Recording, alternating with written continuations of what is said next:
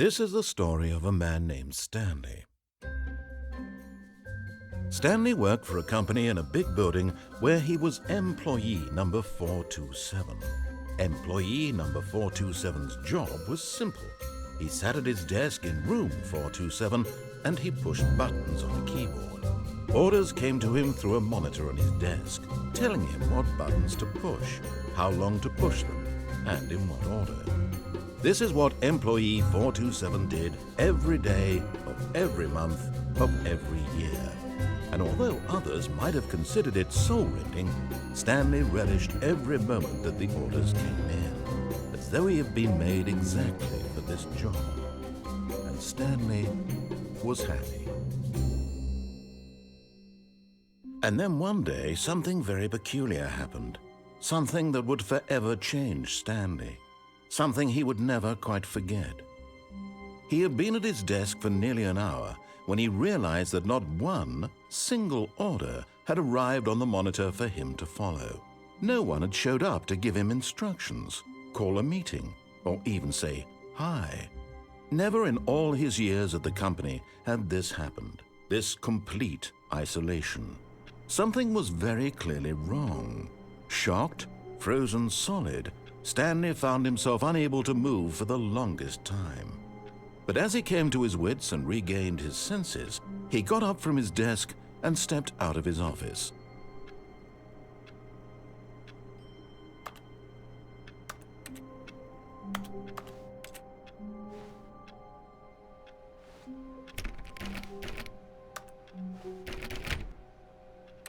All of his co-workers were gone. What could it mean? Stanley decided to go to the meeting room. Perhaps he had simply missed a memo.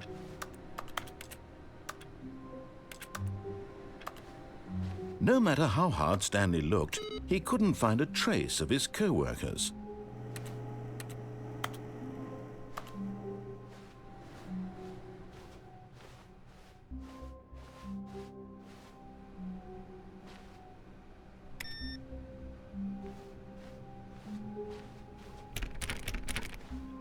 Stanley went around touching every little thing in the office, but it didn't make a single difference, nor did it advance the story in any way.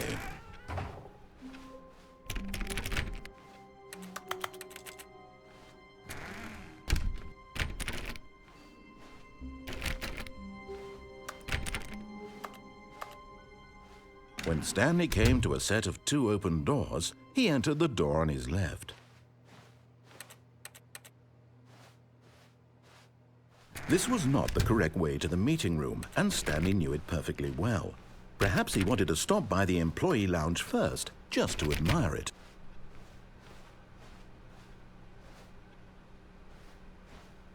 Ah, yes, truly a room worth admiring. It had really been worth the detour after all, just to spend a few moments here in this immaculate, beautifully constructed room. Stanley simply stood here, drinking it all in. But eager to get back to business, Stanley took the first open door on his left.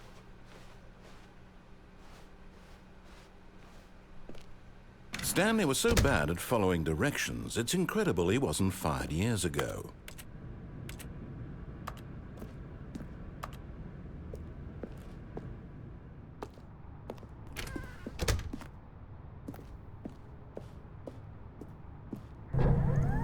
Look, Stanley, I think perhaps we've gotten off on the wrong foot here. I'm not your enemy, really, I'm not. I realize that investing your trust in someone else can be difficult, but the fact is that the story has been about nothing but you all this time. There's someone you've been neglecting, Stanley. Someone you've forgotten about. What? Really? I was in the middle of something. Do you have zero consideration for others? Are you that convinced that I want something bad to happen to you? Why, I don't know how to convince you of this, but I really do want to help you, to show you something beautiful. Look, let me prove it. Let me prove that I'm on your side. Give me a chance.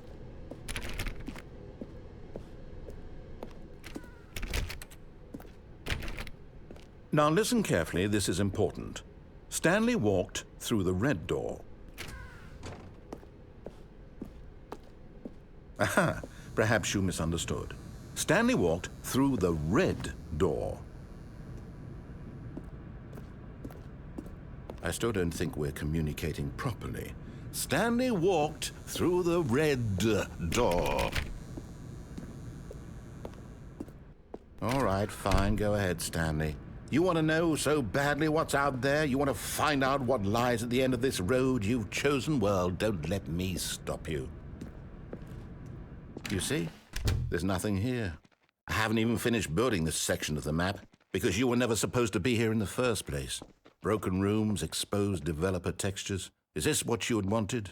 Was it worth ruining the entire story I had written out specifically for you? Do you not think I put a lot of time into that? Because I did. And in the end, it was all for nothing. Because this is what you wanted to see. Help me here, Stanley. Help elucidate these strange and unknowable desires of yours. What would have made this game better? What did you want to see? Vehicles? Skill trees? Work with me. You've given me absolutely nothing so far. Tell you what. Let me take a stab in the dark at a new design, and you can give me some feedback. There we go. A third option. This already feels leaps ahead of where we were before. Go ahead, Stanley. Take it for a... Okay, I'm going to stop you there. Now, tell me about your experience with this new version. Would you say that the game benefited from allowing you more choices? Feel free to be honest. I'm looking for some real critical feedback here.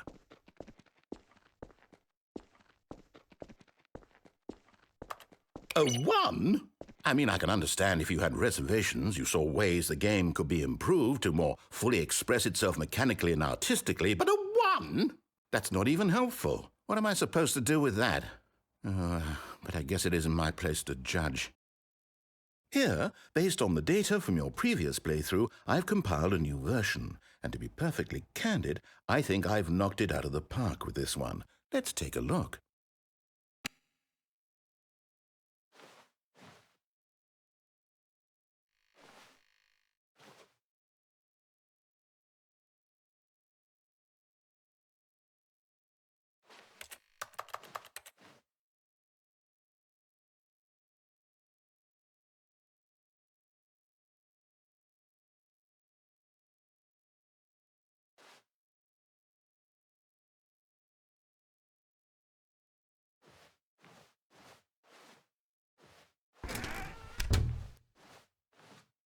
Now, would you say that competitive leaderboard helped you feel motivated to keep walking through doors? Again, honest answers, please. Hey, I nearly forgot. I've got a prototype of a new game I've been working on, and now would be a lovely opportunity to give it some playtesting. You wouldn't mind taking a look at it, would you? Perfect. Let me boot it up. In this game, the baby crawls left towards danger. You click the button to move him back to the right, and if he reaches the fire, you fail. It's a very meaningful game, all about the desperation and tedium of endlessly confronting the demands of family life. I think the art world will really take notice. But of course, the message of the game only becomes clear once you've been playing it for about 4 hours. So why don't you give it 4 hours of play to make sure it's effective? Be sure to keep notes on your experience.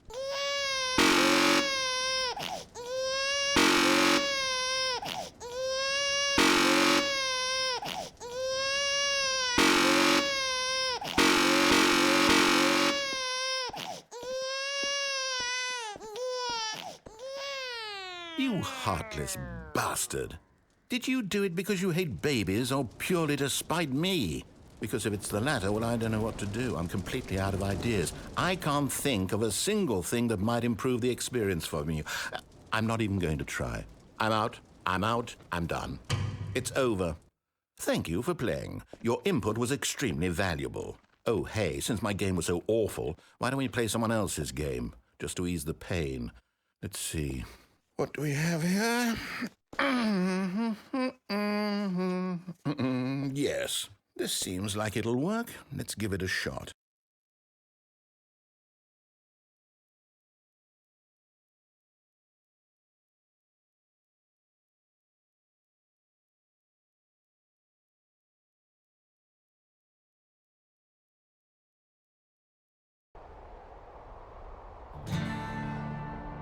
Aha! Fascinating.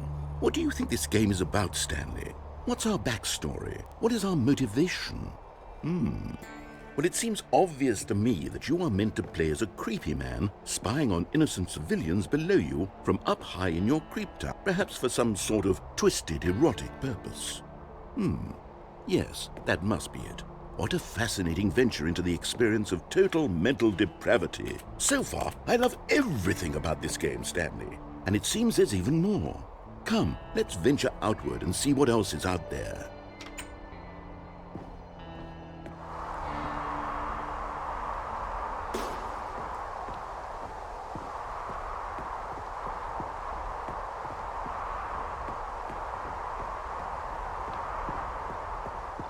Oh, no. No, it can't be.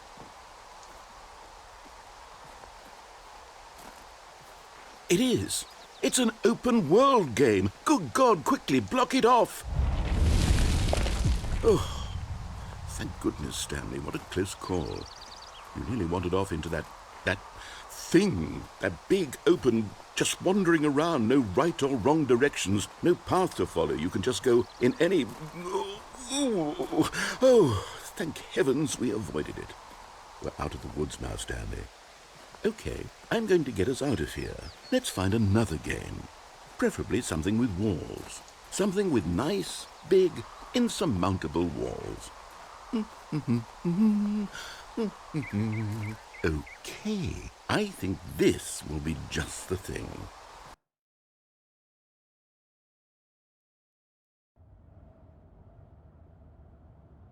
Wonderful. See, this is exactly what I had in mind. Just a nice big box for you to run around in. There isn't any possibility that you could get lost here. Now this is game design. Stanley, if you manage to get lost in this game, I will be phenomenally impressed.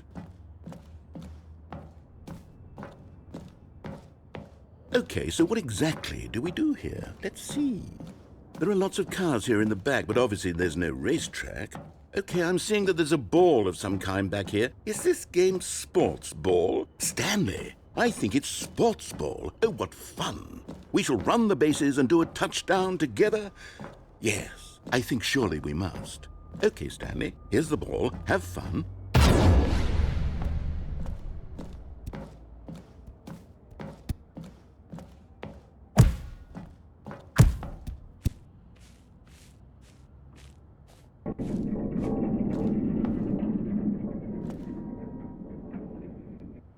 Are you doing it? Are you winning? Is this fun? Is it better than my miserable little story that I worked so hard on? Hold on. What are you doing?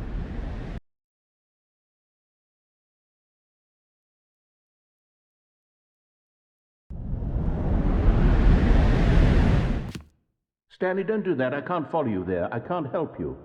How will you write a story without me? You can't do it. You know that. Stanley, come back. We still have so much...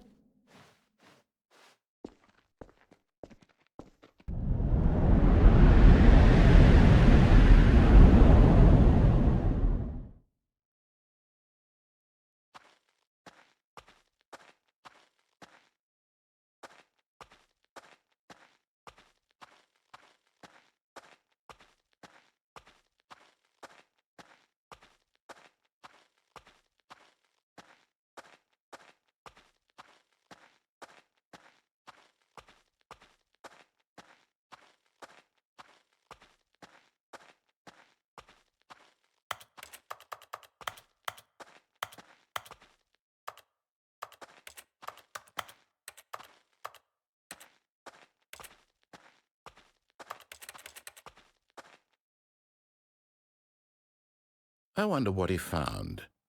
If what he wanted was to be the leading man in his own story, well, perhaps he's gotten it, down in wherever he is right now. I wonder if he's happy with his choice, and if he's learned the heavy cost that comes with it. He'll understand soon what I was trying to tell him. He needs me. Someone who will wrap everything up at the end, to make sense out of the chaos and the fear and the confusion. That's who I am. That is what I mean to this world. Oh, yes. Yes, I'll be back. There's no other way. Once this ends, after it all comes to a close, then I'll be back. The end will be here soon. Very soon. I can wait.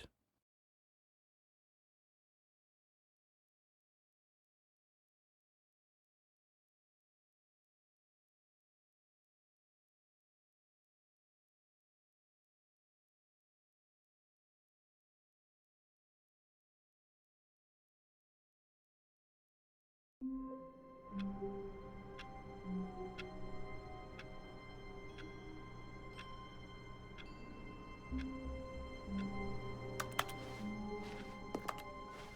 of his co-workers were gone. What could it mean? Stanley decided to go to the meeting room. Perhaps he had simply missed a memo.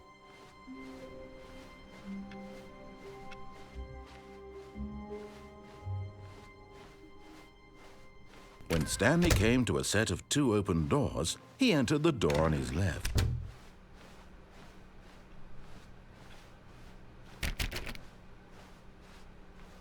Yet there was not a single person here either. Feeling a wave of disbelief, Stanley decided to go up to his boss's office, hoping he might find an answer there.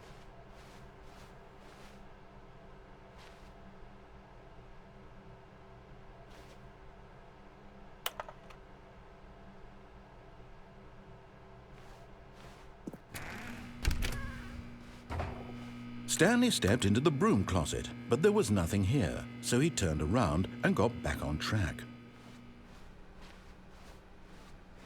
Coming to a staircase, Stanley walked upstairs to his boss's office.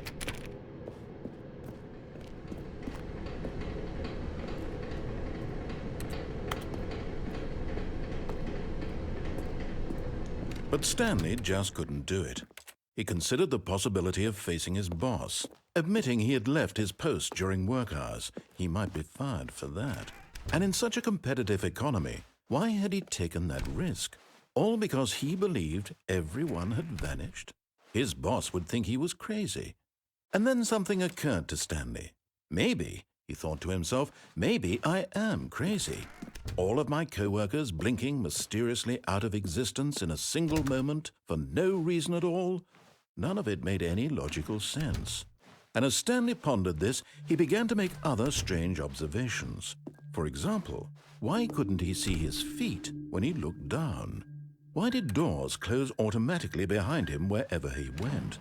And for that matter, these rooms were starting to look pretty familiar. Were they simply repeating? No, Stanley said to himself, this is all too strange. This can't be real. And at last, he came to the conclusion that had been on the tip of his tongue. He just hadn't found the words for it. "I'm dreaming!" he yelled. "This is all a dream." Oh, what a relief Stanley felt to have finally found an answer, an explanation. His co-workers weren't actually gone. He wasn't going to lose his job. He wasn't crazy after all. And he thought to himself, I suppose I'll wake up soon. I'll have to go back to my boring real-life job pushing buttons. I may as well enjoy this while I'm still lucid.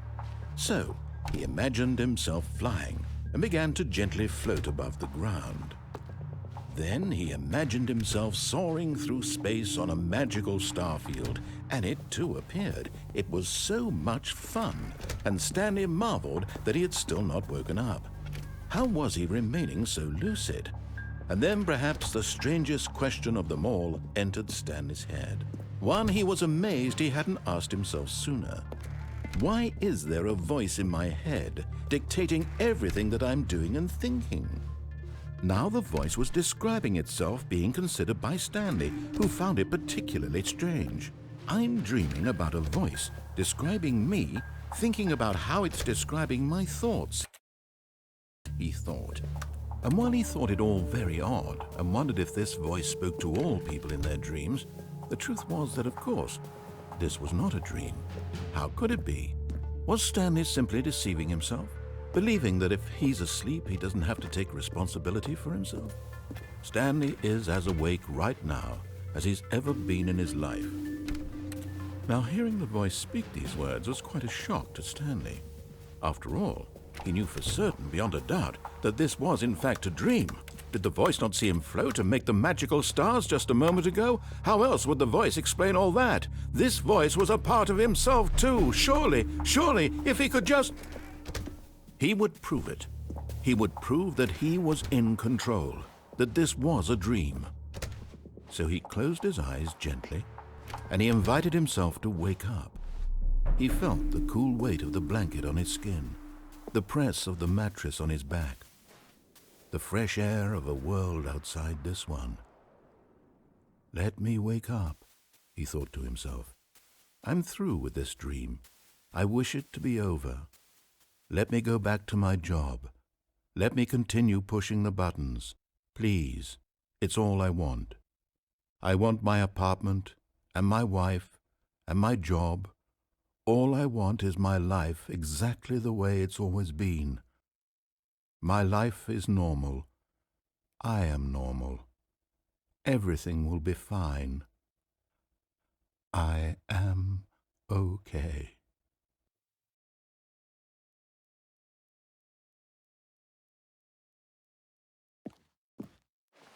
Stanley began screaming. Please, someone, wake me up. My name is Stanley. I have a boss. I have an office. I am real. Please, just someone tell me I am real. I must be real. I must be. Can anyone hear my voice? Who am I? Who am I? And everything went black.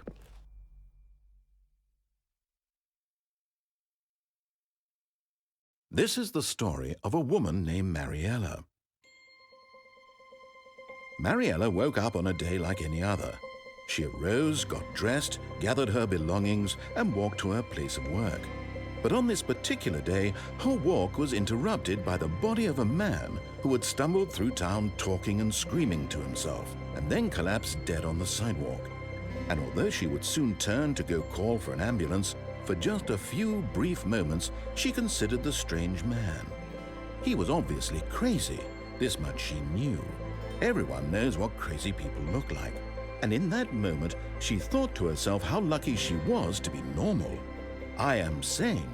I am in control of my mind. I know what is real and what isn't. It was comforting to think this, and in a certain way, seeing this man made her feel better. But then she remembered the meeting she had scheduled for that day, the very important people whose impressions of her would affect her career, and by extension, the rest of her life. She had no time for this, so it was only a moment that she stood there, staring down at the body. And then she turned and ran.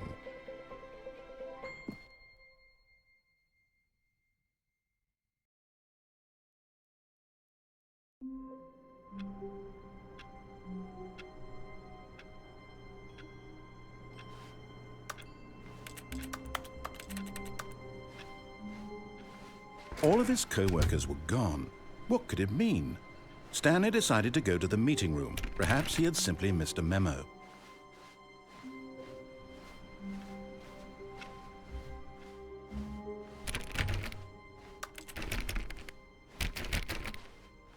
When Stanley came to a set of 2 open doors, he entered the door on his left.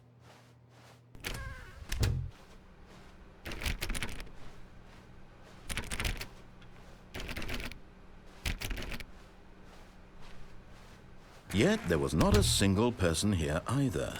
Feeling a wave of disbelief, Stanley decided to go up to his boss's office, hoping he might find an answer there. Oh no, no, not again. I won't be part of this. I'm not going to encourage you. I'm not going to say anything at all. I'm just going to be patient and wait for you to finish whatever it is you enjoy doing so much in this room. Coming to a staircase, Stanley walked upstairs to his boss's office.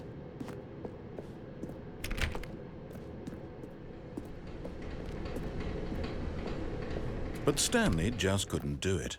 He considered the possibility of facing his boss, admitting he had left his post during work hours. He might be fired for that. And in such a competitive economy, why had he taken that risk? All because he believed everyone had vanished? His boss would think he was crazy. And then something occurred to Stanley. Maybe, he thought to himself, maybe I am crazy. All of my co-workers blinking mysteriously out of existence in a single moment, for no reason at all. None of it made any logical sense. And as Stanley pondered this, he began to make other strange observations. For example, why couldn't he see his feet when he looked down? Why did doors close automatically behind him wherever he went? And for that matter, these rooms were starting to look pretty familiar. Were they simply repeating?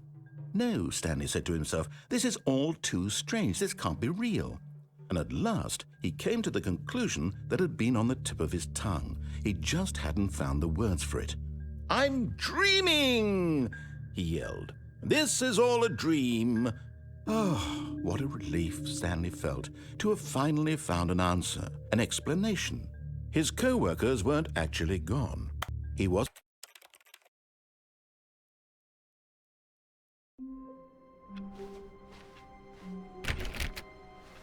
All of his co-workers were gone. What could it mean? Stanley decided to go to the meeting room. Perhaps he had simply missed a memo.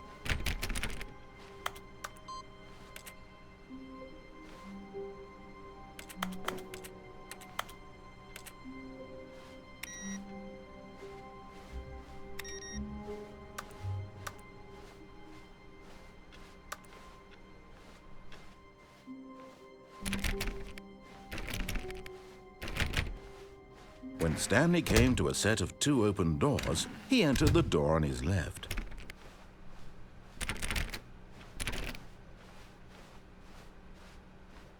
Yet there was not a single person here either.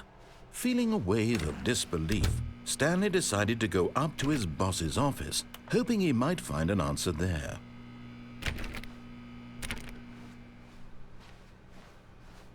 Coming to a staircase, Stanley walked upstairs to his boss's office.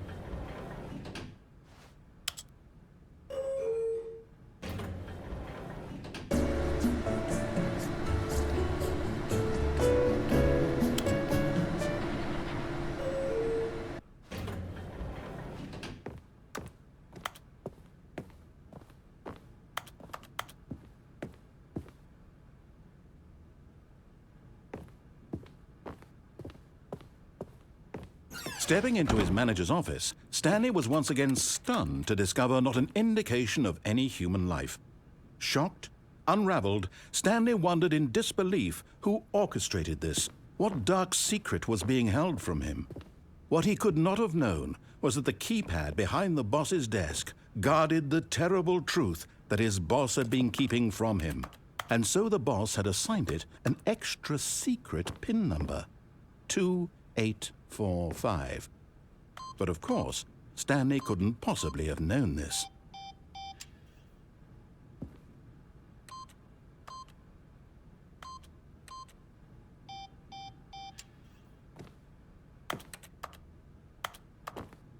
Stanley just sat around twiddling his thumbs. Trying to input anything on the device was useless, since he could never possibly know that the combination was 2845.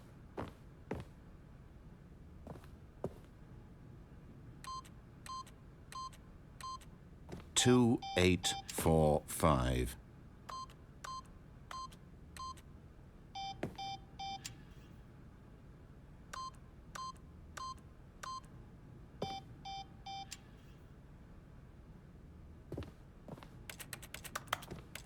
Forgot, but it turns out that the panel's emergency override kicked in, and the door just opened all by itself. And Stanley got the hell along with the story.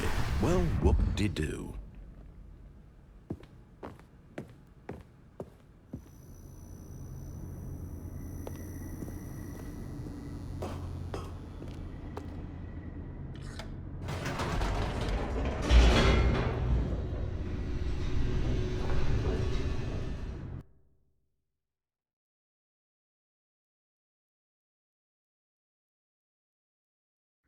Descending deeper into the building, Stanley realized he felt a bit peculiar. It was a stirring of emotion in his chest, as though he felt more free to think for himself, to question the nature of his job. Why did he feel this now, when for years it had never occurred to him? This question would not go unanswered for long. Stanley walked straight ahead through the large door that read Mind Control Facility.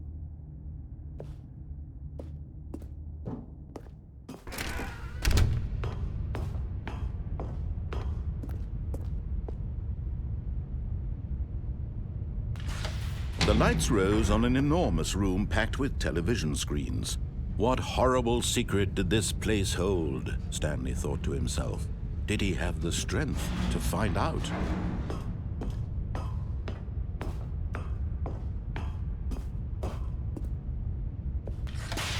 Now the monitors jumped to life, their true nature revealed. Each bore the number of an employee in the building, Stanley's co-workers. The lives of so many individuals reduced to images on a screen, and Stanley, one of them, eternally monitored in this place where freedom meant nothing.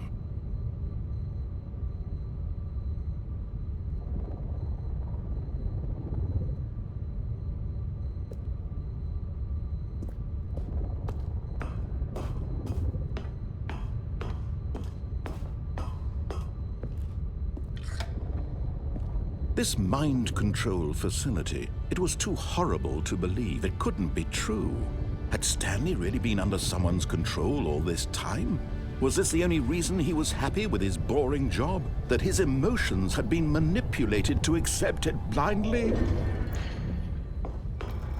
No, he refused to believe it. He couldn't accept it. His own life in someone else's control? Never! It was unthinkable. Wasn't it? Was it even possible? Had he truly spent his entire life utterly blind to the world? But here was the proof, the heart of the operation. Controls labeled with emotions, happy or sad or content. Walking, eating, working, all of it monitored and commanded from this very place. And as the cold reality of his past began to sink in, Stanley decided that this machinery would never again exert its terrible power over another human life, for he would dismantle the controls once and for all.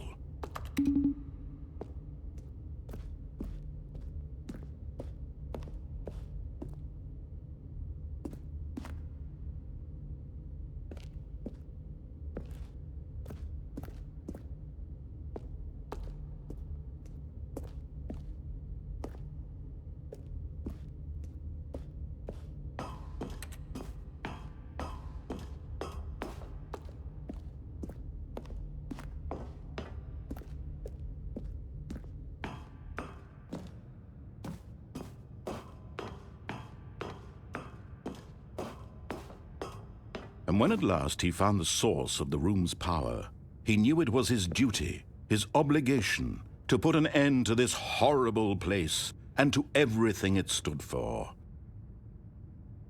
Oh, Stanley, you didn't just activate the controls, did you? After they kept you enslaved all these years, you go and you try to take control of the machine for yourself. Is that what you wanted? Control?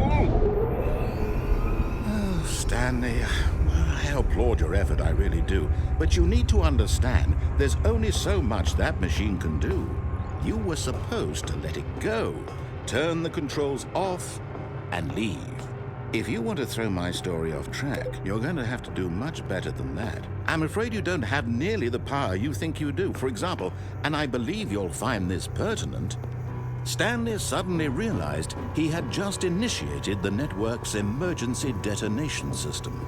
In the event that this machine is activated without proper DNA identification, nuclear detonators are said to explode, eliminating the entire complex. How long until detonation then?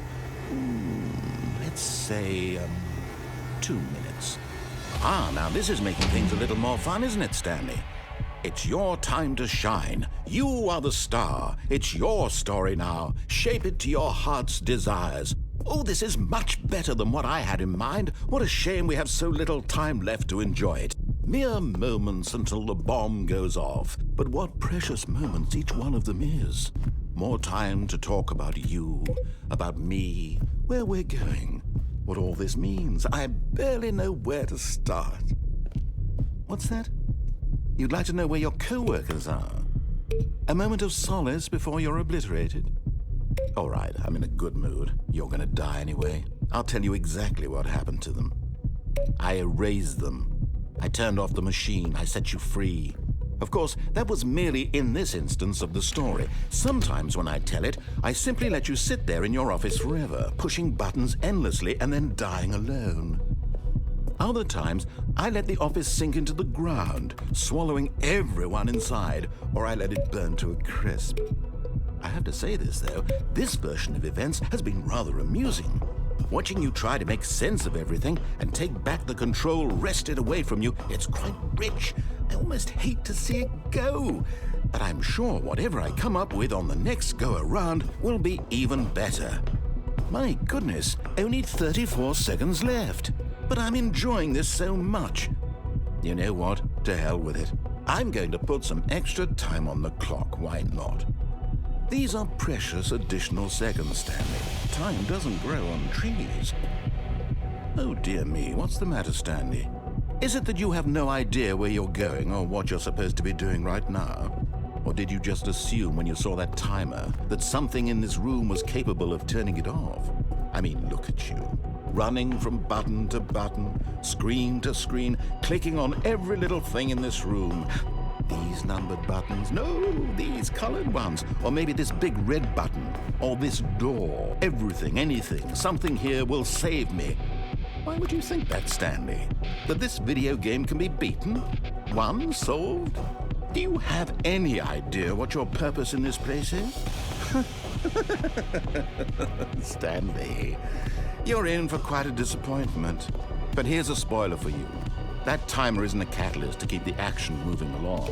It's just seconds ticking away to your death. You're only still playing instead of watching a cutscene because I want to watch you for every moment that you're powerless, to see you made humble. This is not a challenge, it's a tragedy. You wanted to control this world, that's fine. But I'm going to destroy it first, so you can't. Take a look at the clock, Stanley. That's 30 seconds you have left to struggle. 30 seconds until a big boom and then nothing. No ending, just you being blown to pieces. Will you cling desperately to your frail life, or will you let it go peacefully? Another choice. Make it count, or don't. It's all the same to me, all a part of the joke.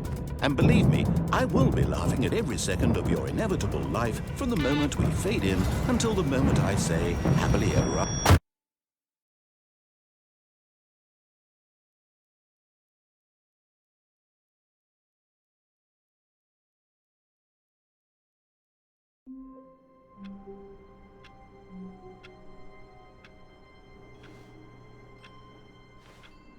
All of his co-workers were gone.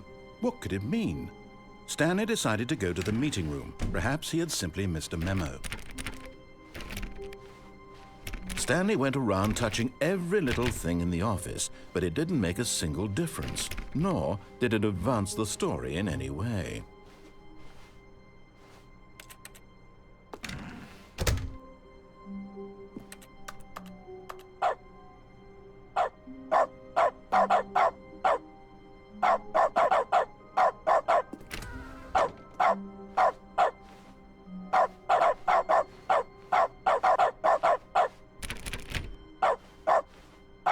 When Stanley came to a set of 2 open doors, he entered the door on his left.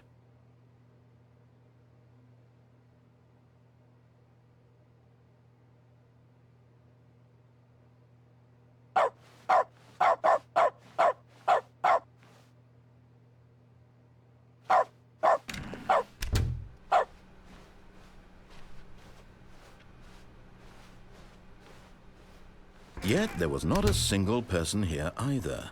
Feeling a wave of disbelief, Stanley decided to go up to his boss's office. Coming to a staircase, Stanley walked upstairs to his boss's office.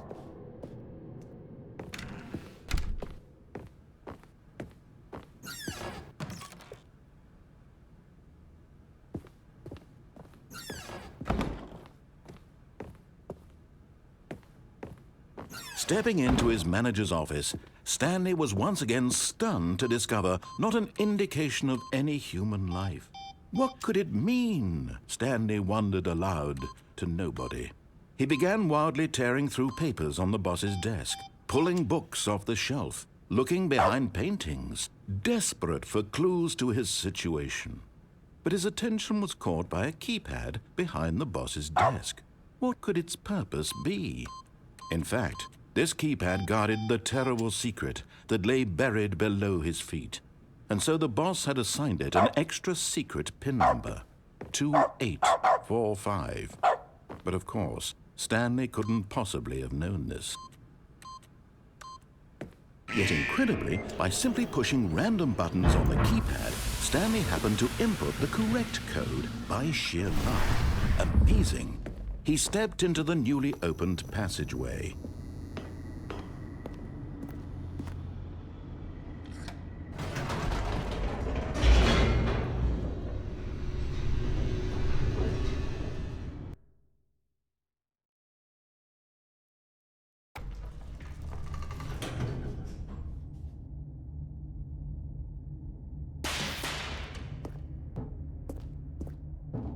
Stanley walked straight ahead through the large door that read Mind Control Facility.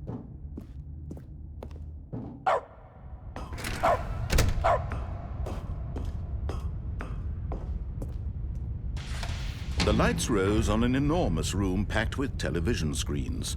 What horrible secret did this place hold? Stanley thought to himself. Did he have the strength to find out?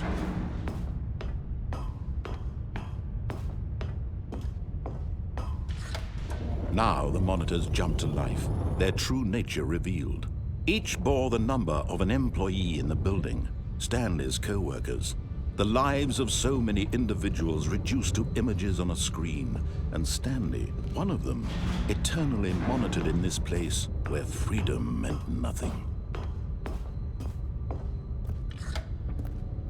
This mind control facility, it was too horrible to believe. It couldn't be true.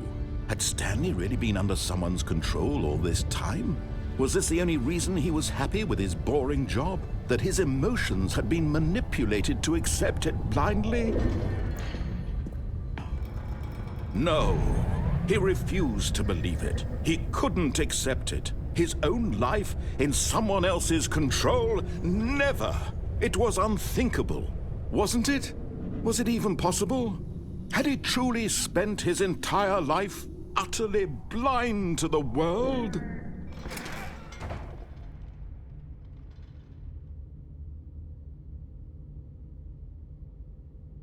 But here was the proof, the heart of the operation. Controls labeled with emotions, happy or sad or content, walking, eating, working, all of it monitored and commanded from this very place. And as the cold reality of his past began to sink in, Stanley decided that this machinery would never...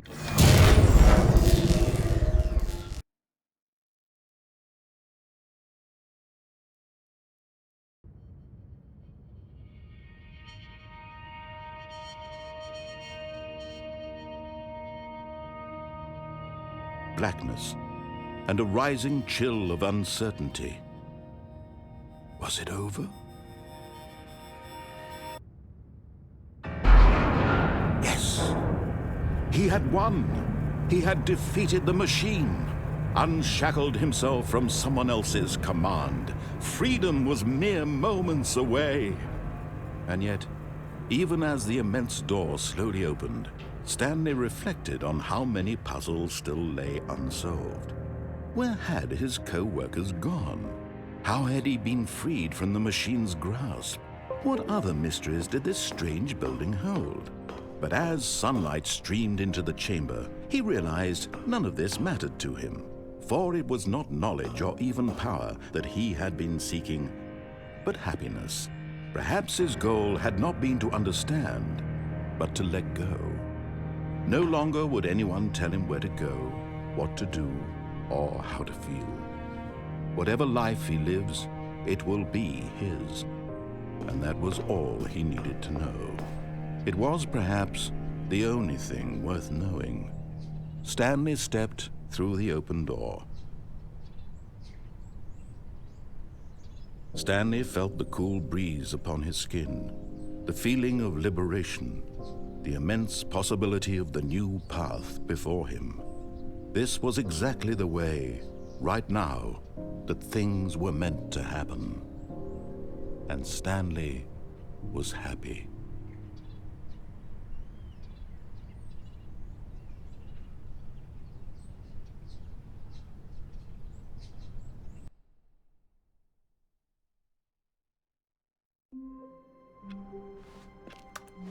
I can't wait to tell this story to my co-workers, Stanley thought. How amusing they'll find it.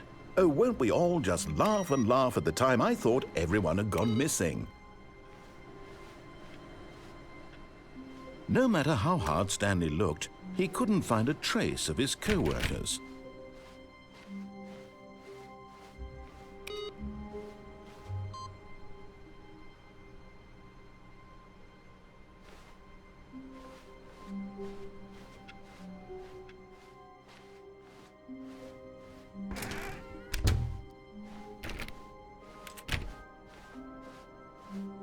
When Stanley came to a set of 2 open doors, he entered the door on his left. This was not the correct way to the meeting room, and Stanley knew it perfectly well. Perhaps he wanted to stop by the employee lounge first, just to admire it. Wow, yes, this room. But eager to get back to business, Stanley took the first open door on his left. And so he detoured through the maintenance section, walked straight ahead to the opposite door, and got back on track.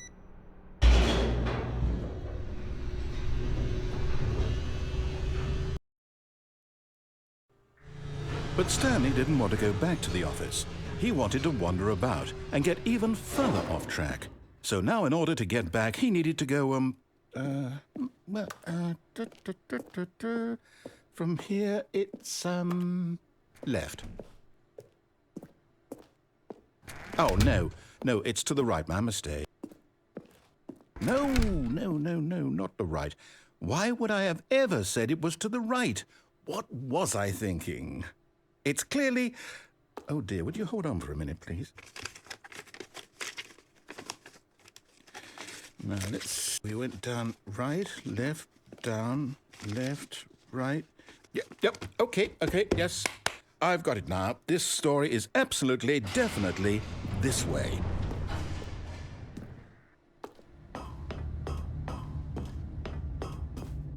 No.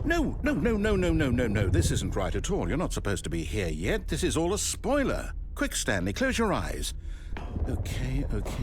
We just have to get back to, oh, who am I kidding? It's all rubbish now. The whole story completely unusable. How about, rather than waste my time trying to salvage this nonsense, we'll just restart the game from the beginning. And this time, suppose we don't wander so far off track, hmm? Okay, from the top.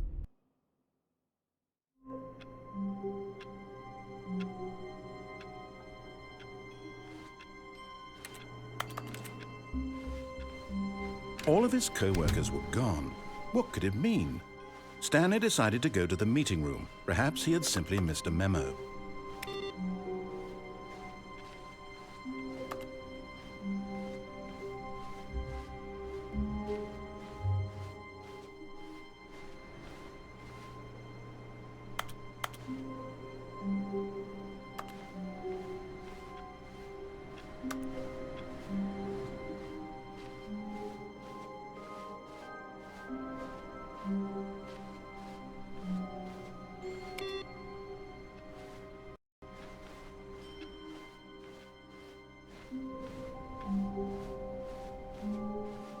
When Stanley...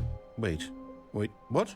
No, I restarted. I swear I definitely restarted the game over, completely fresh. Everything should be... Oh, did something change? Stanley, did you change anything when we were back in that room with all the monitors? Did you move the story somewhere or... Hold on. Why am I asking you? I'm the one who wrote the story. It was right here just a minute ago. I know for sure that it's here somewhere. Okay, then. It's an adventure. Come, Stanley. Let's find the story.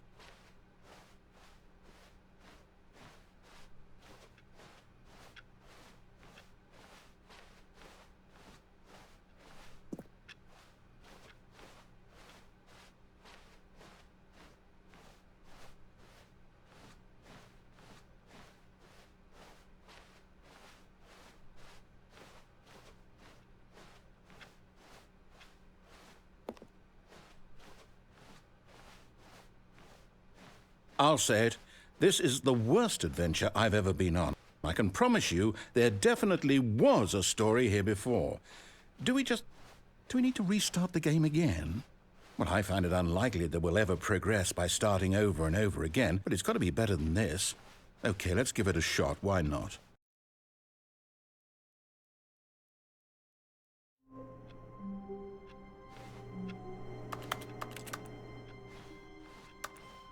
All of his co-workers were gone. What could it mean? Stanley decided to go to the meeting room. Perhaps he had simply missed a memo.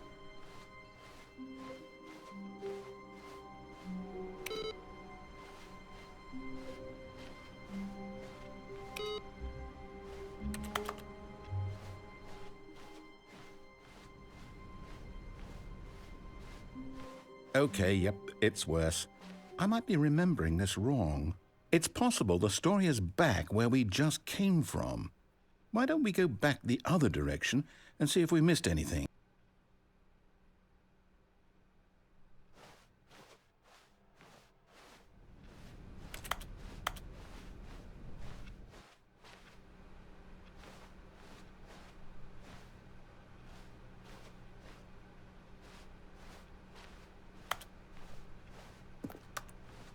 Aha! I knew we'd miss something. The story. Here it comes. No, wait, never mind. Not the story. Okay, let's head back the other way and retrace our step.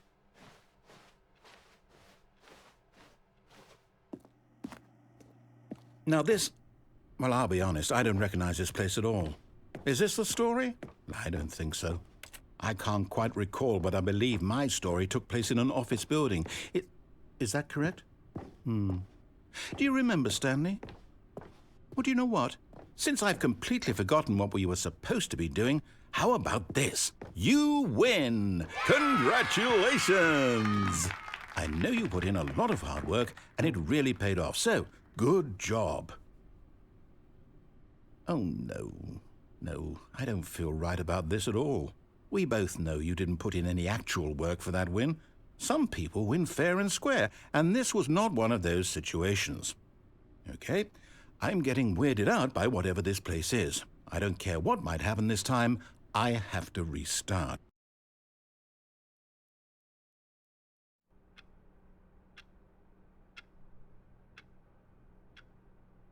All right, I've got a solution. This time, to make sure we don't get lost, I've employed the help of the Stanley Parable Adventure Line.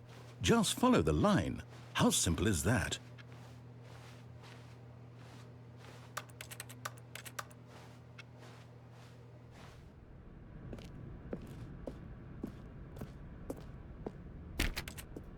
You see? The line knows where the story is. It's over in this direction. Onward, Stanley, to destiny. Though, here's a thought.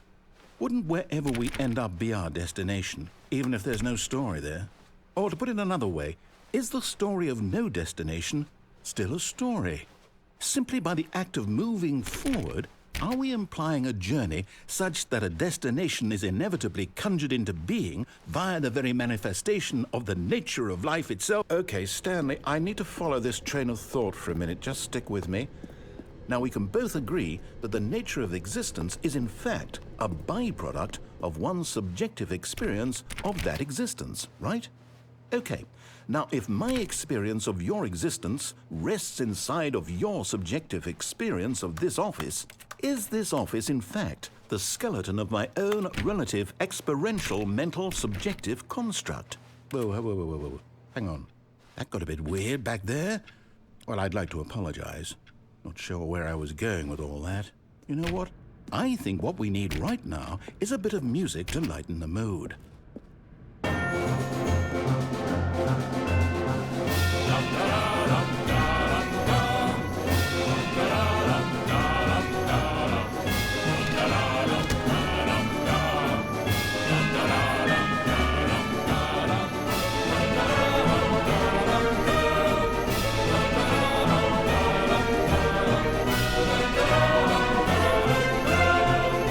Cut the music, go back and look at that fern. Stanley, this fern will be very important later in the story. Make sure you study it closely and remember it carefully. You won't want to miss anything.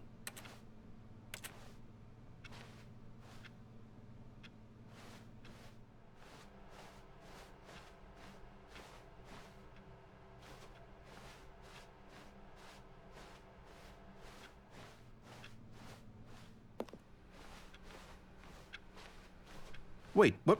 We're back at the office? No. Line, you do know we're looking for the Stanley Parable, right? The story? Oh, no, not again. Line, how could you have done this to us? And after we trusted you, after everything we've been through, you...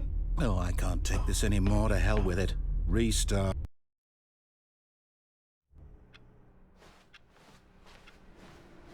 You know what, Stanley? I say forget the adventure line. What's it ever done for us? We're intelligent people, right? Why can't we make up our own story? Something exciting, daring, mysterious. Oh, this all sounds perfectly doable. Why don't we simply start wandering in, well, I don't know. How about this direction? Now, yes, this is exciting. Just me and Stanley forging a new path, a new story. Well, it could be anything. What do you want our story to be? Go wild. Use your imagination. Whatever it might be, Stanley, I'm ready for it. Oh, no, not you again. Stanley, I'd also like to veto the line from having any role in our awesome new story. No lines or monitor rooms. Just don't acknowledge it, and we should be fine.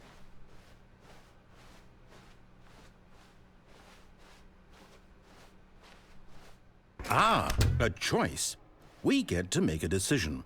From here, the story is in our control. How important we mustn't squander the opportunity. In fact, I believe I need a minute to think here. Just walk in circles for a minute. Okay, so I know that each door has to lead somewhere, which means that somewhere, the place where we're trying to go, there must be a reverse door that leads here. And that in turn means that our destination corresponds with the counter-inverted reverse door's origin. So starting from the right, let us ask, will taking the right door lead us to where we're going? And since the answer is clearly yes, then by all accounts, the door on the right is the correct one. Another victory for logic. Come, Stanley, our destiny awaits. hold up, what's this? The confusion ending. You're telling me that's what this is? It's all one giant ending? And we're supposed to restart the game, what, eight times? That's really how all this goes? It's all determined? So now, according to the schedule, I restart again. Then what? Am I just supposed to forget? Well, what if I don't want to forget? My mind goes blank simply because it's written here on this thing, wall. Well, who consulted me? Why don't I get to decide? Why don't I get a say in all of this? Is it really? No, it can't be. I don't want it to be. I don't want the game to keep restarting. I don't want to forget what's going on. I don't want to be trapped like this. I won't restart the game. I won't do it. I won't do it. I won't do it. And the timer stopped? Does that mean, did we do it? Did we break the cycle? The, whatever it is that made this schedule? How would we even know? Will someone come for us? Will something happen? So, okay. I guess now we just wait. You know, I suppose in some way that this is a kind of story. Wouldn't you agree? I'm not quite sure if we're in the destination or the journey. Though they're always saying that life is about the journey and not the destination. So I hope that's where we are right now. We'll find out, won't we? Eventually. Well, in the meantime...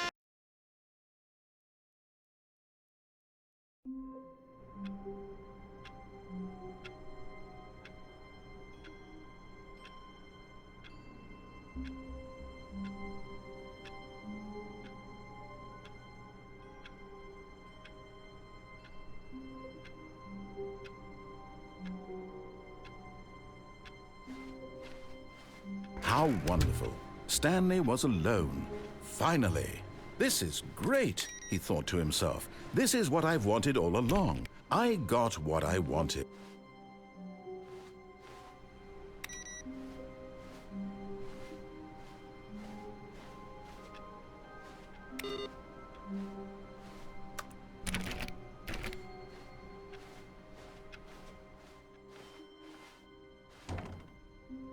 Oh, new content?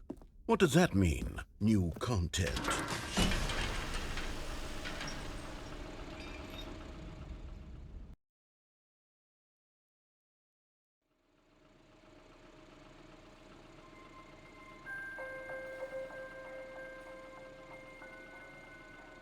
Hello, and thank you for playing the Stanley Parable Ultra Deluxe. As you may know, the Stanley Parable was a video game released in 2013 on home computers. After receiving critical and commercial success, it was expanded upon in 2022 with the Stanley Parable Ultra Deluxe, a reimagining of the game for consoles and home computers. The Stanley Parable Ultra Deluxe features exciting new content that broadens and expands the world of the Stanley Parable, delighting audiences the world over. Please, step inside and see what thrilling new adventures await in the Stanley Parable Ultra Deluxe. Oh, well, this sounds delightful. I'm very excited to see the thrilling new Ultra Deluxe content. Okay, so far it's an elevator. Nothing special yet, but I'm sure it's just the beginning of a mesmerizing adventure.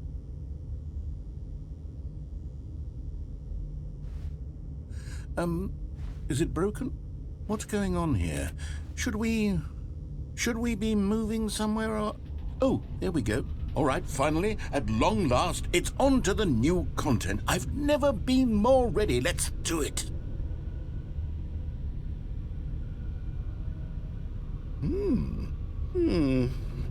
I have to say, initial impressions of Stanley Parable Ultra Deluxe, mostly tedious. It's as if, Oh, okay. Let's see the content. Give me the content, Stanley.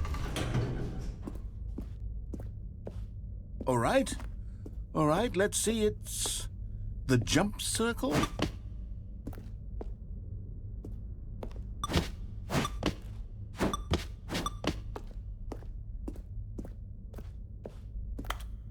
Is that it? Surely that's not all the new content. There has to be something else, right?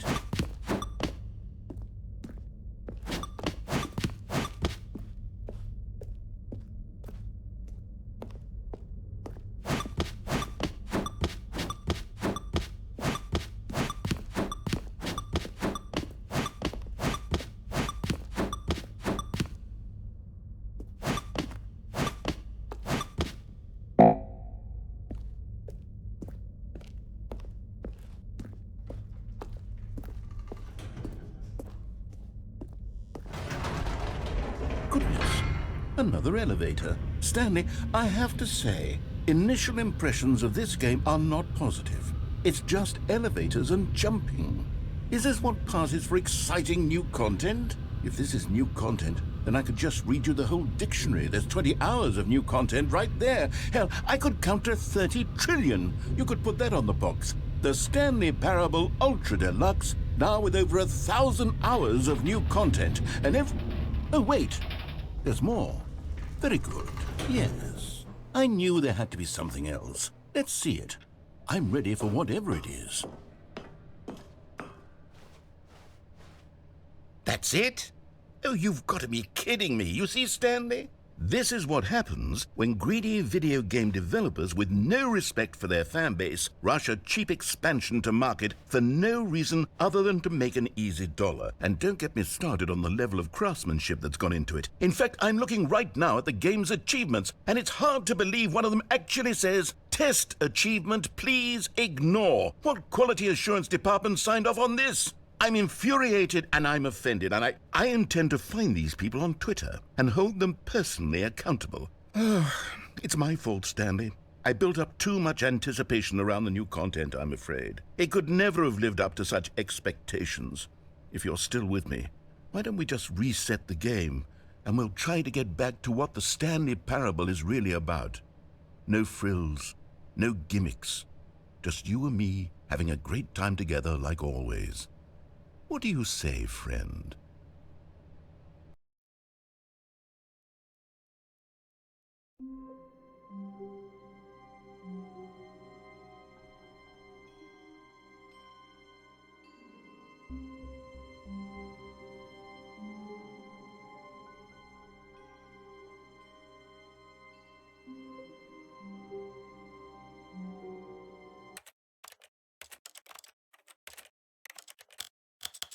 This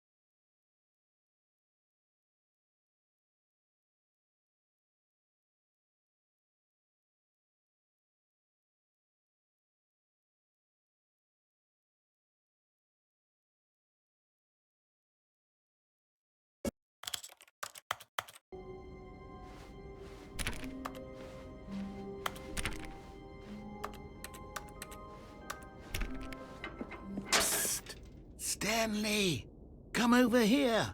In the vent. I want to show you...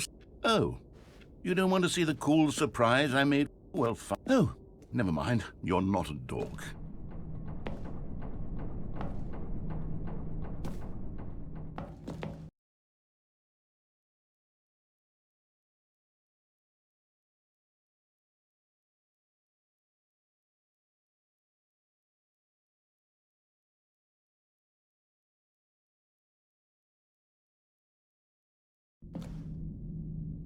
Okay, you remember how cheap and unsatisfying the new Ultra Deluxe content turned out to be? Well, it got me thinking about the past and how much better the Stanley Parable used to be. So I made something special and tucked it away here where the game's developers won't find it. Just our little secret. Take a look. I call it the Memory Zone. It's where I've been storing all my favorite memories so I can relive the peak experiences of my life whenever I want. Experiences like the launch of the Stanley Parable on PC. You see, Stanley, doesn't the memory zone remind you of how wonderful Stanley Parable was before it was sullied with a cheap re-release? Remember back in October of 2013, when the game originally launched? Back then, video games had integrity. Back then, it all meant something. Oh, the waste.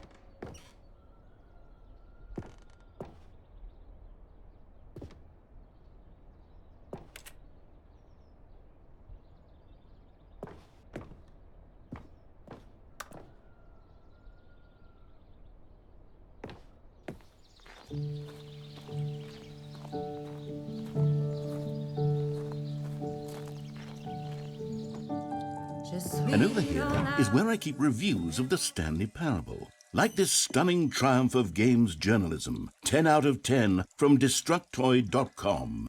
James Stephanie Sterling writes, and I quote, "Where so many games that aspire to be more than games end up less than any form of art, Stanley Parable strives and then succeeds to be every game ever created." Did you hear that, Stanley? Every game ever created. That's how grand and all-encompassing the original Stanley Parable was. It was literally every game ever created. It was Skyrim, it was Persona 3, it was all of them, and now it's nothing. It's no games at all. It isn't even the Stanley Parable anymore. It's just a husk now, a lifeless husk with an hour of new elevator content.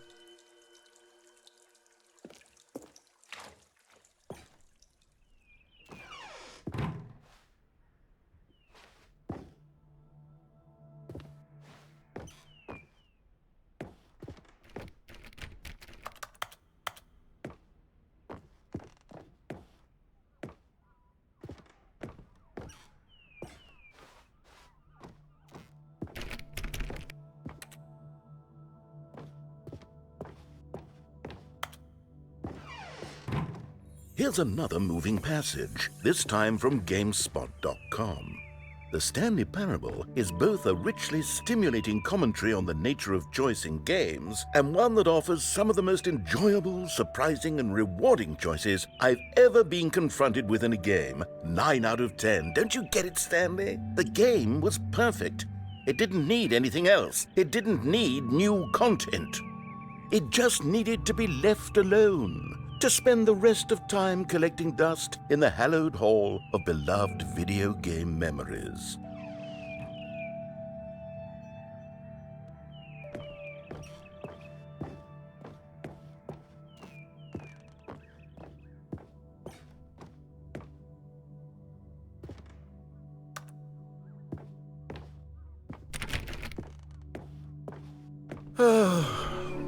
These were simpler times, Stanley. But I wouldn't give to go back, to have it all over again. Wait, hang on. I don't recall this part of the memory zone before. What's this? What's down here? Oh, no. Oh, God, no. Stanley, it's a collection of reviews from Steam, the online video game distributor. I haven't looked at these in years. I can't even imagine what's been collecting down here. Surely these reviews were glowing as well, weren't they?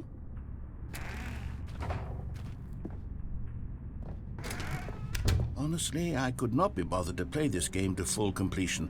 The narrator is obnoxious and unfunny, with his humor and dialogue proving to be more irritating than entertaining. Unfunny?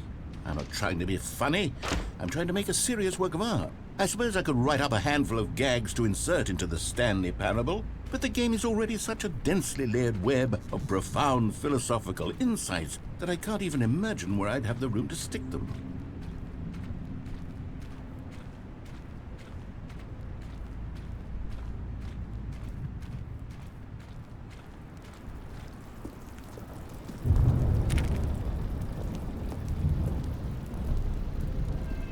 Okay, let's see what this one says. While the idea for the game is good, for someone who prefers non-linear games, this preachiness gets annoying. Preachy? Stanley? I'm not preachy, am I? You can tell me if I'm preachy. Honestly, you can. Oh, goodness. This is actually quite shocking for me.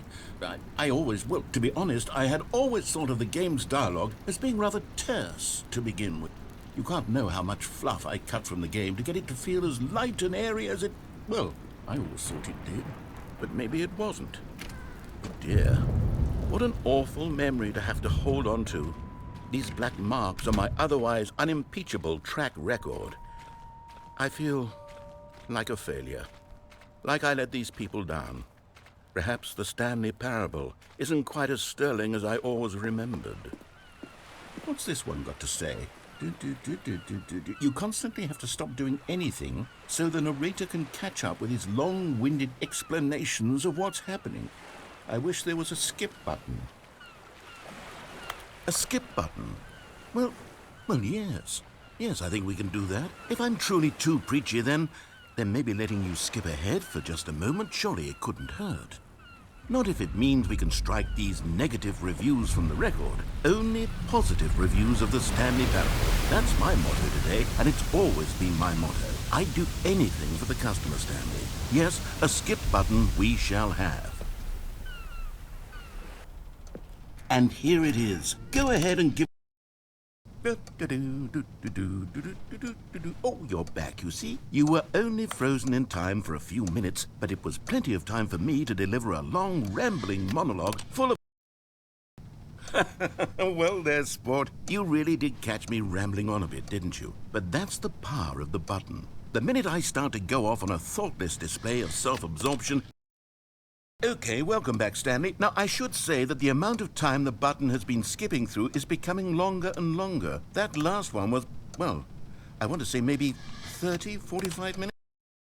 Stanley, please don't push the button again. It's been 12 hours. You've just been frozen there. I don't know why the skips are getting longer, but they're really, truly getting longer. Oh, Stanley, you're back. You're back.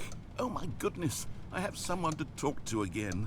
Stanley, I think it's been a week. Or 2 weeks. I've been sitting here all... Oh, hello. It's you. You're here again. Welcome. I have had time to think about you and about us and about everything we've been through. I've had so much time. I stopped keeping track after a year. Have you ever sat down in one place and not moved for one entire year?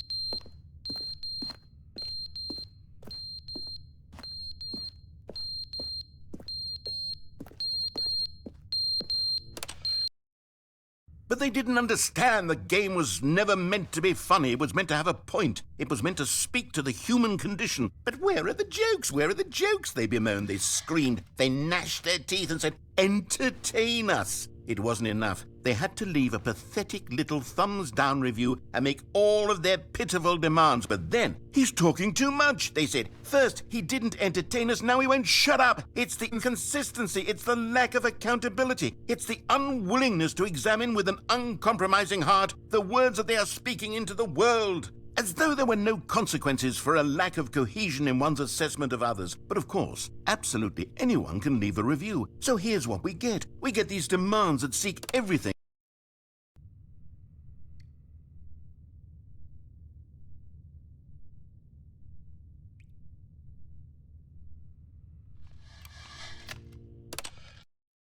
The end is never the end, is never the end, is never the end, is never the end, is never the end, is never the end, is never the end, is never the end, is never the end, is never the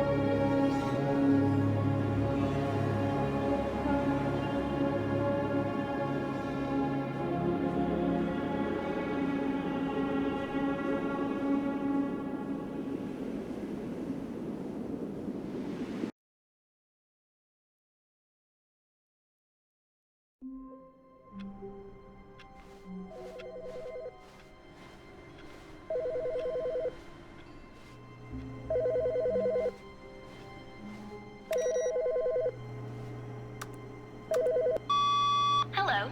This is a recorded message scheduled either by you or a person in your place of work. The purpose of this message is to warn you about the dangers of recorded messages. If at any time you believe you are listening to a recorded message, please terminate it immediately and cease all flow of information from the recorded message into your perceptual sphere. Thank you, and have a pleasant day.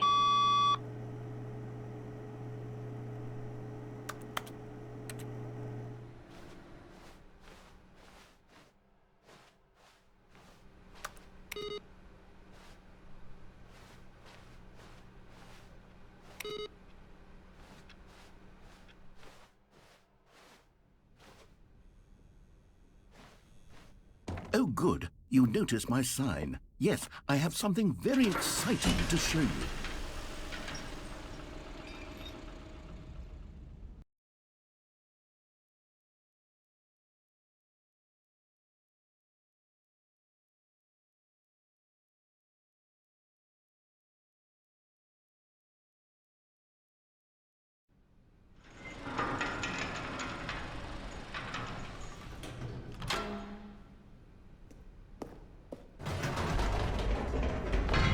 You see, Stanley, I've been reflecting on the Stanley parable and about how roundly disappointing this ultra-deluxe version has turned out to be. The original Stanley parable was a landmark, and any new content for it should live up to that legacy. So forget this ultra-deluxe nonsense. I say we take it one step even further. Which is why I'm very proud to announce for the first time ever, the Stanley Parable 2.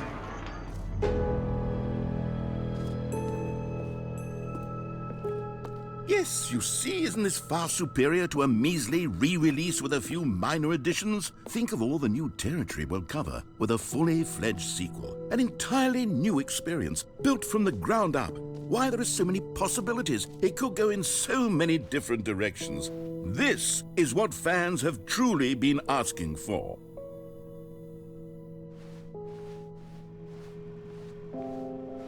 Calling it the Stanley Parable 2 is just so much catchier than Ultra Deluxe, don't you think?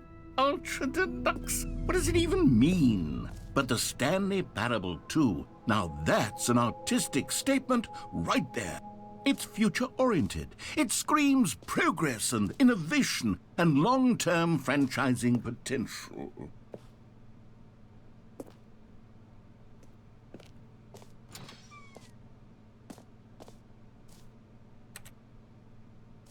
Now, to be clear, I haven't quite nailed down what exactly the Stanley Parable 2 is going to be, but let's take a look at some of the features I've been developing for it.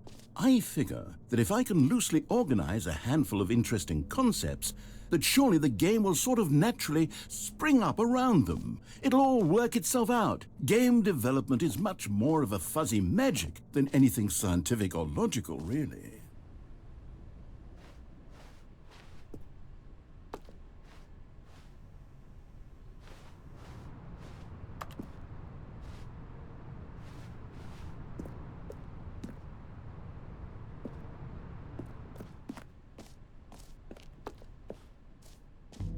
Here we are. Go on, try out some of the new features.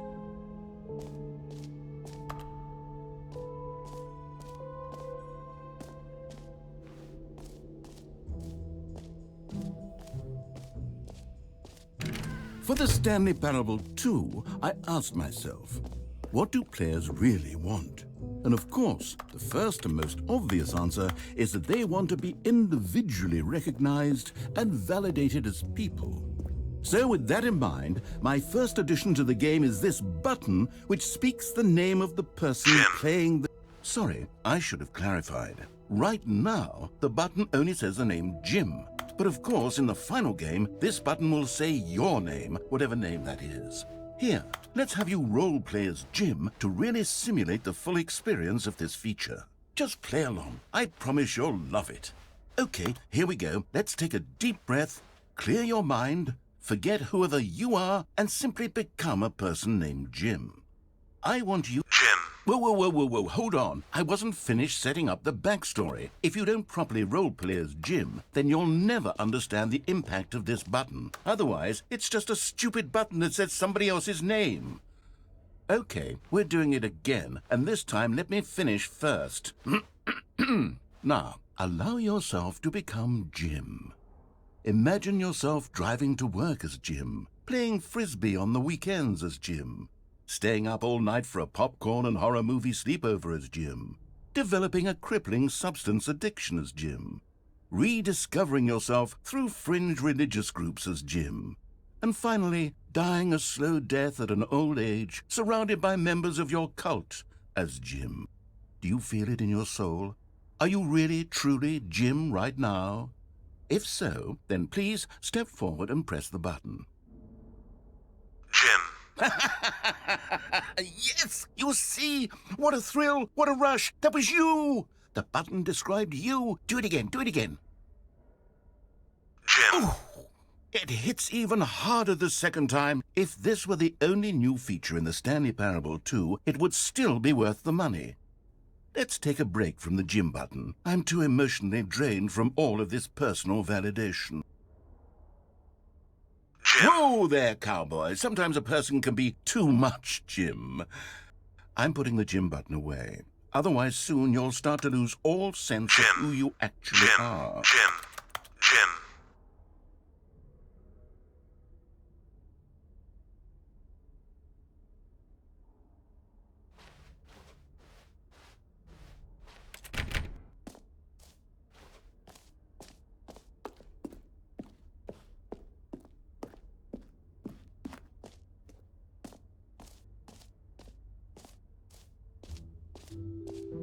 I suppose I could allow only people named Jim to play the An epilogue would be fun, wouldn't it, Stanley? Yes, it would go at the end of the, well, we'll figure that out later.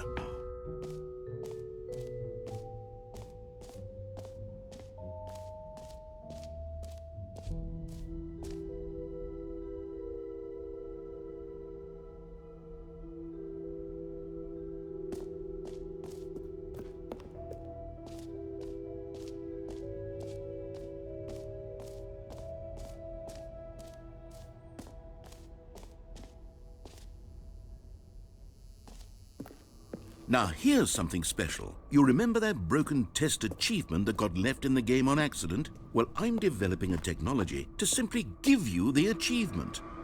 Yes, you see, okay, perhaps I should have clarified. This is technology that will exist. Right now, the achievement is still fully broken. I'm not a wizard, Stanley, but I guarantee it will be fixed in the sequel to at last satisfy the hordes of ravenous fans all over the world who have been uproariously demanding this feature. Gamers, we hear you, and I promise it will happen.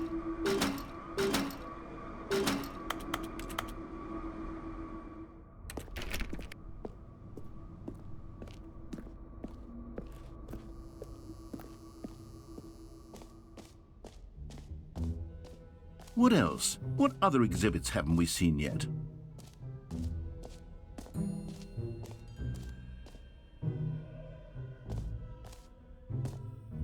Okay, I'll be honest, I haven't yet decided on this one. I think that in the new version, the office could use a bit of decoration, like balloons. But I'm undecided on Get Well Someday and Happy 12th Birthday. Which would you go with? You know, sometimes when you solicit another person's opinion, it makes you realize that you knew which one you actually really wanted all along. Happy 12th birthday, step-niece, it is.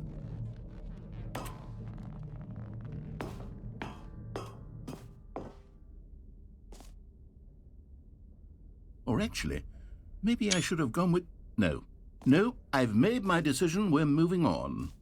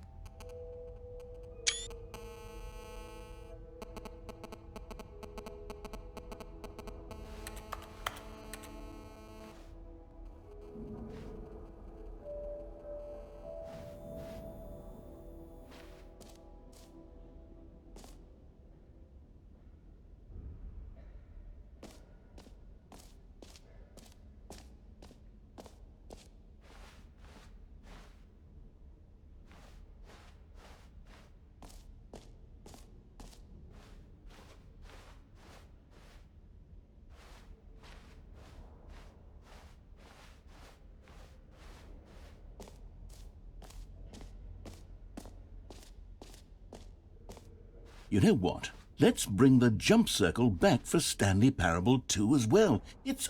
Oh, wait. You already spent all your jumps the first time we saw the jump circle?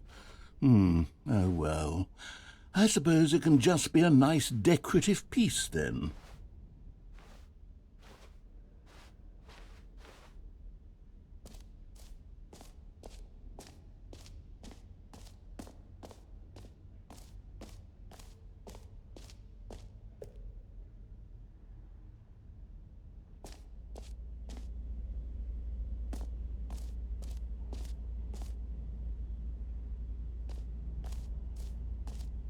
Stanley, here's an idea that I'm truly fond of. It's never been done before in a video game. This is, in fact, a hole that you can fall down forever. That's right. Infinite falling. You can fall until the end of time, if you like. A stunning leap forward for video games as a medium. You see, isn't it wonderful? One of my more ingenious concoctions, if I do say so. Now then, since you've gotten to see the infinite hole, you can press the teleport button to pop back up to the top, and we can continue onward. Now, I don't mean to be a bummer, but I do recommend you use the teleport button to go back to the top. Maybe do it on the sooner rather than later spectrum of things.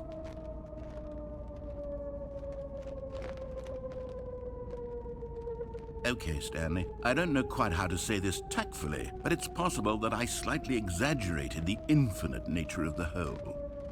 Is it a very, very deep hole? To be certain it is. It's an extremely deep hole. I don't want anyone to say that it isn't an astonishingly deep hole. It is. Is it infinite? Well, that sort of depends on your definition of infinity. From one perspective, the infinite is merely philosophical in nature. It's more of a...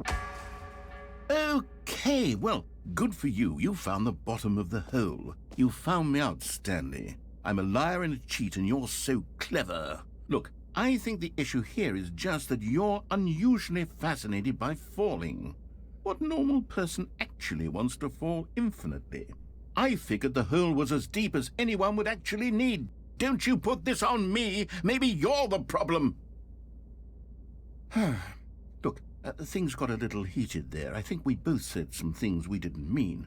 Why don't we just put all this behind us and agree to just call the hole mostly infinite? If that works for you, then go ahead and press the teleport button to warp up to the top of the hole and we can move on.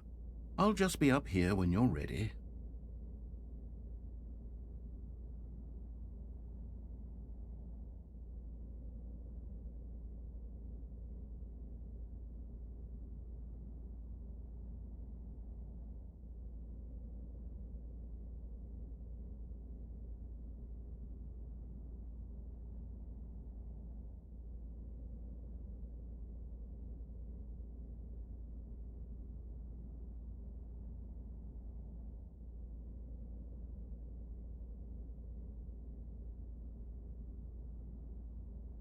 Great. Now, I'm very excited to show you even more of my ideas for the sequel. Oh, for heaven... You see, I was right. The problem is you. The problem is that you like holes too much. Not normal. A normal person would have said, yep, that's an infinite hole right there, goes on forever till the end of time. Don't need to see it all, but not you. Oh, no, no, no, no. You have a weird sort of... Oh. Did the hole seem even shorter to you this time? I couldn't help but feel like you spent a little less time in there than you did before. I mean, admittedly, I didn't make an infinite hole, but I didn't think it was that not infinite. Well, I suppose once again there's nothing to do here. If you decide you've had enough of the hole, you can hit the teleport button and come join me up above. Had enough? I'm positively thrilled. Gosh, how could I have guessed? You're back in the hole. If this starts to become a thing where... Wow. Okay. Yes. I'm starting to become extremely certain that the hole is not only not infinite, but that it's growing steadily less and less infinite. I suspect that I'm starting to hit the point where it's no longer feasible to call the hole infinitely deep, even by the lax overall standards for accountability and marketing. What's going on here? Stanley, I have no explanation for the uncertain nature of the hole's length. Here, let's try something. Let's pop back up to the top, and we'll see if it gets any shorter. Well, there it is. The shame of my lie has come to haunt me. How is this still appealing to you? I know you're obsessed with holes, but at this depth, I just can't see this scratching the itch. Oh, who am I to judge? You just do whatever it is you're here to do and hit the teleport button when you're ready to move on.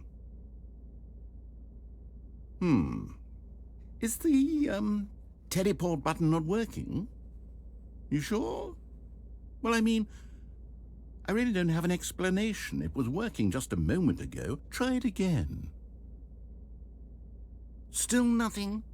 Well, I suppose there is one thing I can do to fix this. I'm out. Goodbye, Stanley. You couldn't bear to be away from the hole, and now you'll get more time with it than you could ever have asked. It's a win for everyone. You get to be with the hole, I get to do literally anything else. Take care, Stanley. I hope you and the hole have a wonderful rest of eternity together.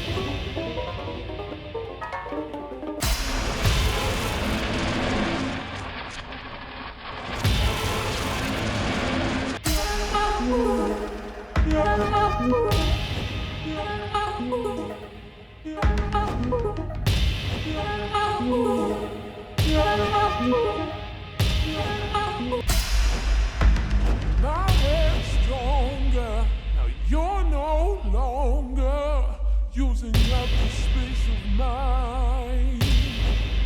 My head's stronger.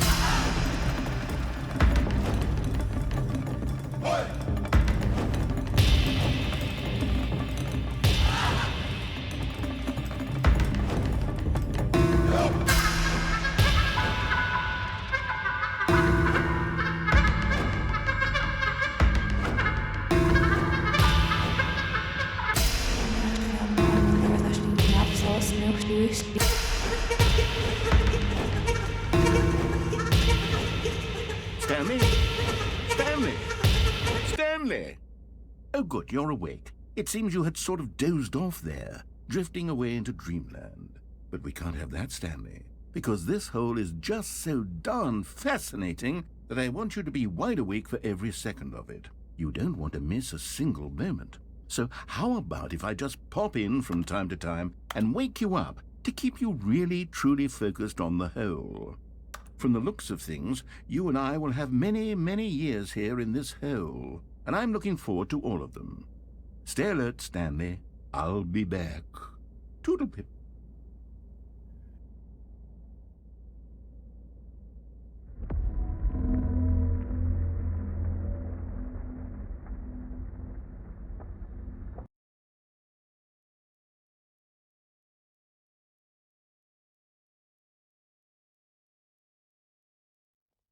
Here we are. Go on, try out some of the new features.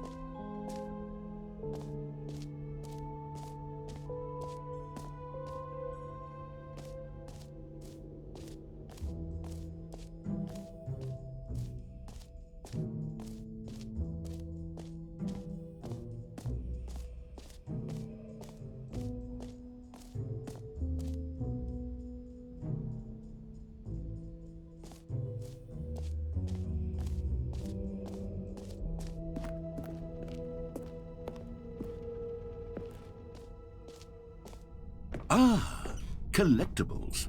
Now it's a real video game. In the Stanley Parable 2, you'll run around gathering up these miniature Stanley figurines. And what's truly innovative is that there will be no reward for collecting all of them. I don't want to stifle the intrinsic joy of watching a number go up. You simply collect all of them, and then you move the hell on with your unremarkable life.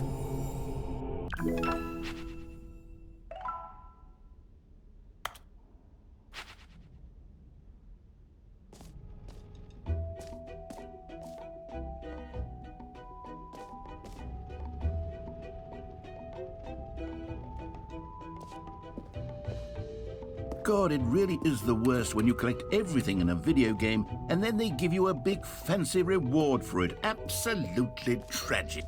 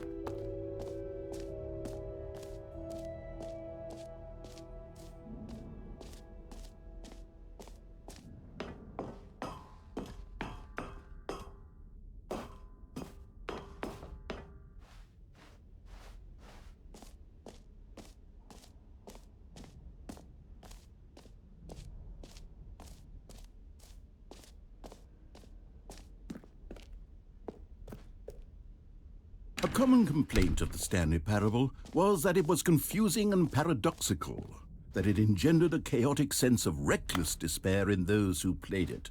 Well, I am happy to say that after much consideration, I've engineered a clever solution to this fundamental problem with the game. It's the Stanley Parable Reassurance Bucket.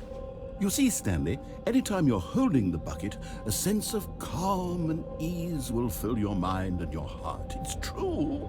As long as you hold on to the bucket, the many disorienting contradictions of the Stanley Parable will feel perfectly normal and perhaps even comforting.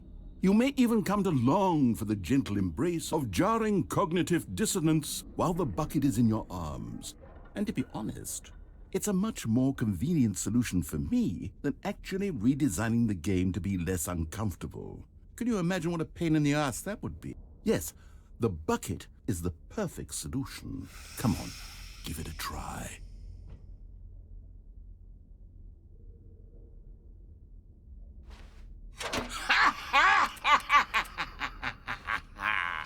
Can you feel it?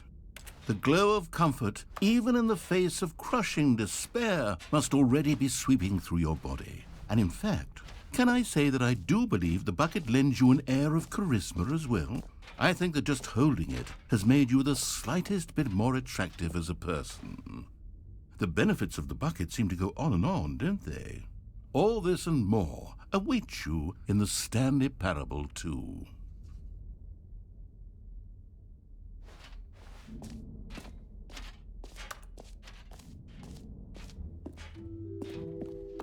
Does anyone give out awards for most enjoyable bucket in a video game?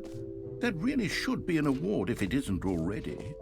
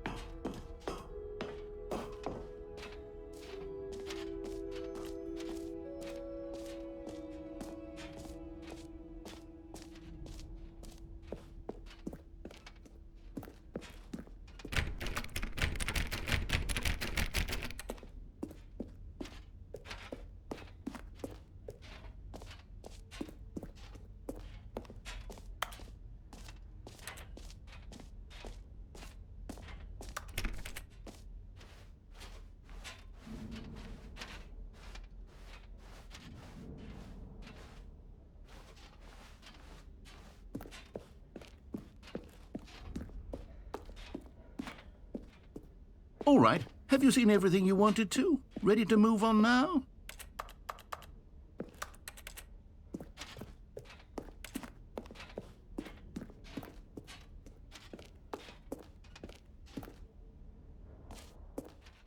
So, Stanley, what do you think? Do you like all of the new features? Yes, I know it's not exactly clear yet how exactly these features will come together as one single coherent video game, but I can feel it in my soul. It's going to work. There's definitely a good game in there somewhere. Say, let's do an experiment. I'll arrange these new features together, and we'll see whether or not it coheres into a meaningful gameplay experience. Okay. Are you ready? Here it is. I give you the Stanley Parable 2.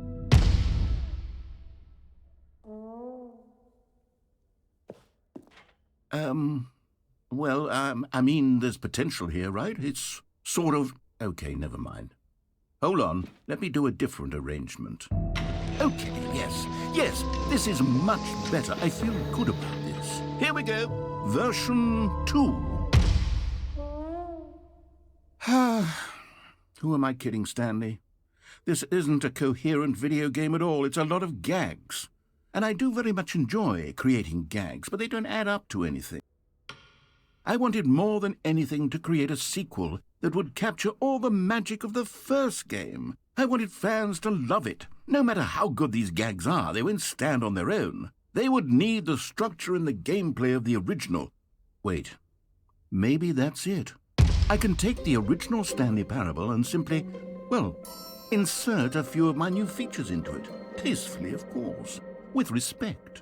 With care for the vision and integrity of the original game. Would it possibly work? I suppose it could. But it would need a really, really tremendous title screen. A title screen that says with bold and uncompromising conviction, "This is the Stanley Parable 2." Let me see if I can whip something up.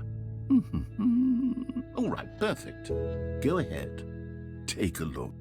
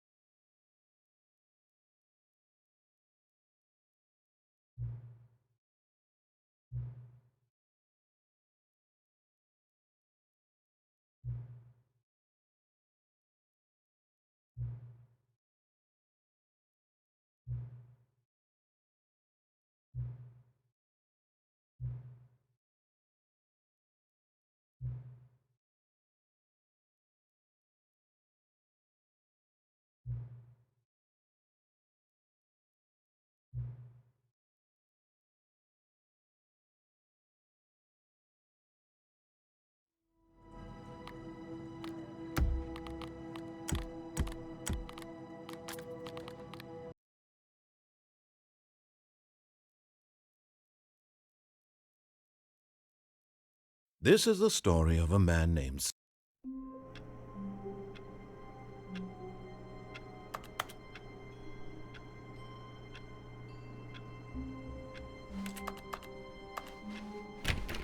All of his co-workers were...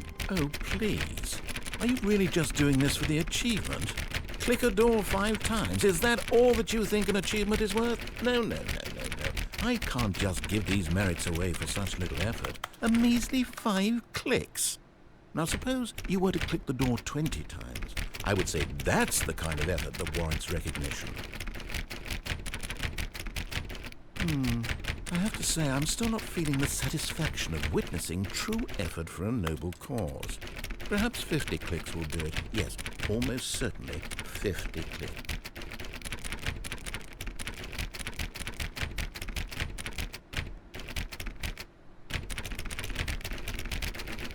No, I'm still not feeling it. I want this achievement to have meant something. It has to be a true reward for valiant effort. I want to see some hustle, Stanley. I want to see commitment, a willingness to go all the way, no matter what the cost. Why don't you go put 20 clicks into door number 417?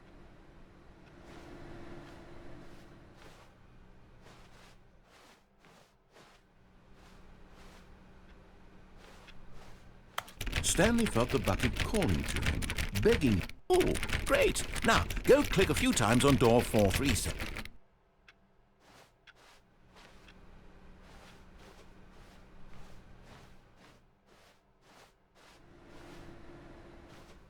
Excellent.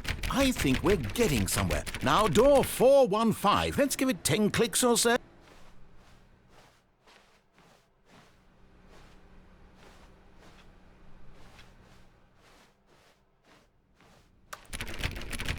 Now, back to door number 437.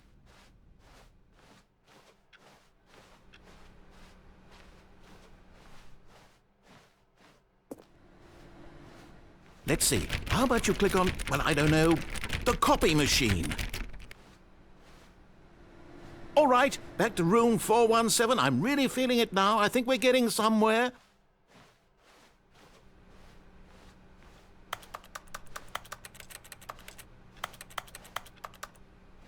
Okay, now go climb on employee 419's desk. Yes! This is great! You're putting it all on the line, Stanley. I like that. All right, let's keep it up. Go give me a few clicks on door 416.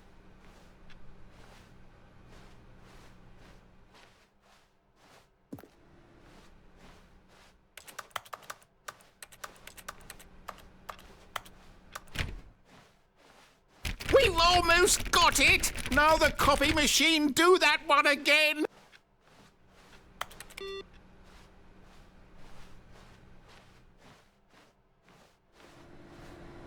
Finish it off, Stanley! 5 clicks on door 430! Yes! We did it! Oh, wow. That felt amazing. Oh, you really earned it, Stanley. Nothing could hold you back. Yes, I'm very proud of how far we've come today. Just think, only a few minutes ago, you believed an achievement was worth 5 little clicks. Really now, what were you thinking?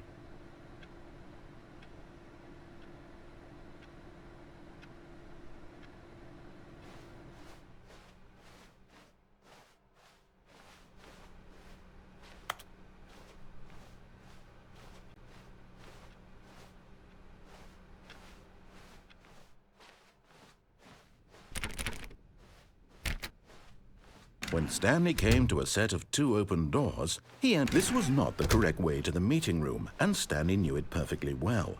Perhaps he wanted to stop by the employee lounge first, just to admire it.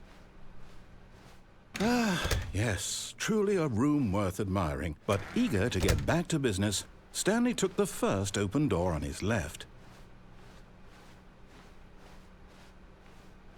Stanley was so bad at following directions, it's incredible he wasn't fired years ago. Look, Stanley, I think perhaps we've gotten off on the road. But in his eagerness to prove that he is in control of the story and no one gets to tell him what to do, Stanley leapt from the platform and plunged to his death. Good job, Stanley. Everyone thinks you are very powerful.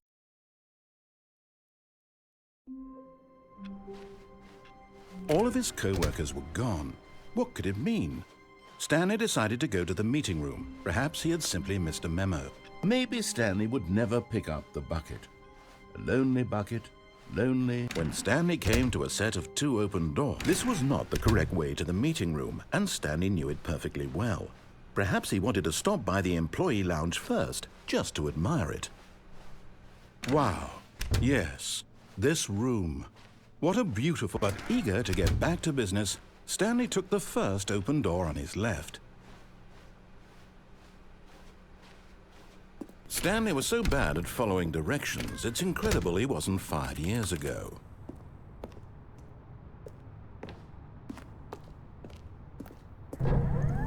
Look, Stanley, I think perhaps we've gotten off on the wrong foot here. I'm not your enemy, really, I'm not. I realize that investing your trust in someone else can be difficult, but the fact is that the story has been about nothing but you all this time. There's someone you've been neglecting, Stanley. Someone you've forgotten about. Please, stop trying to make every decision by yourself. Now, I'm not asking for me, I'm asking for her. This is it, Stanley. Your chance to redeem yourself, to put your work aside, to let her back into your life. She's been waiting.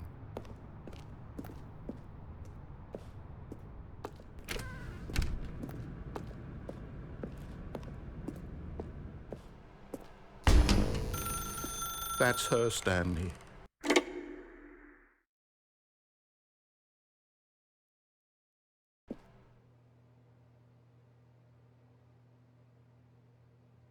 Oh, Stanley, is that you? Hold on, sweetie. Sorry to keep you waiting. I'm just pulling the bread out of the oven. All right. Okay, there we go. All right, now, I want you to come in and tell me all about your day. Gotcha. Oh, come on. Did you actually think you had a loving wife who'd want to commit their life to you?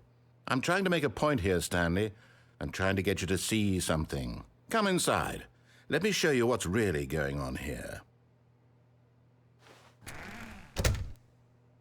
This is a very sad story about the death of a man named Stanley.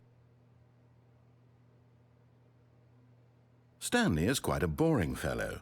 He has a job that demands nothing of him, and every button that he pushes is a reminder of the inconsequential nature of his existence. Look at him there, pushing buttons, doing exactly what he's told to do. Now he's pushing a button. Now he's eating lunch. Now he's going home. Now he's coming back to work. One might even feel sorry for him, except that he's chosen this life. But in his mind, in his mind he can go on fantastic adventures. From behind his desk, Stanley dreamed of wild expeditions into the unknown, fantastic discoveries of new lands. It was wonderful, and each day that he returned to work was a reminder that none of it would ever happen to him. And so he began to fantasize about his own job. First, he imagined that one day while at work, he stepped up from his desk to realize that all of his co-workers, his boss, everyone in the building had suddenly vanished off the face of the earth. The thought excited him terribly. So he went further. He imagined that he came to 2 open doors and that he could go through either. At last, choice. It barely even mattered what lay behind each door. The mere thought that his decisions would mean something was almost too wonderful to behold. As he wandered through this fantasy world, he began to fill it with many possible paths and destinations.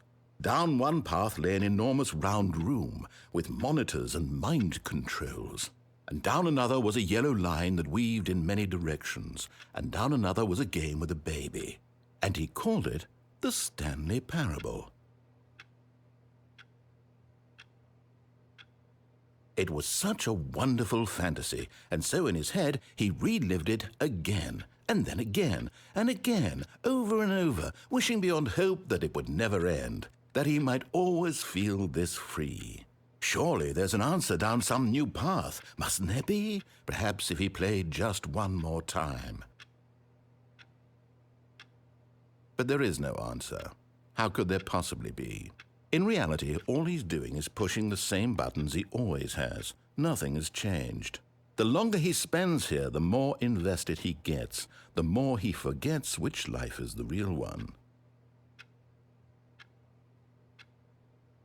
And I'm trying to tell him this, that in this world he can never be anything but an observer, that as long as he remains here, he's slowly killing himself. But he won't listen to me. He won't stop. Here, watch this. Stanley, the next time the screen asks you to push a button, do not do it.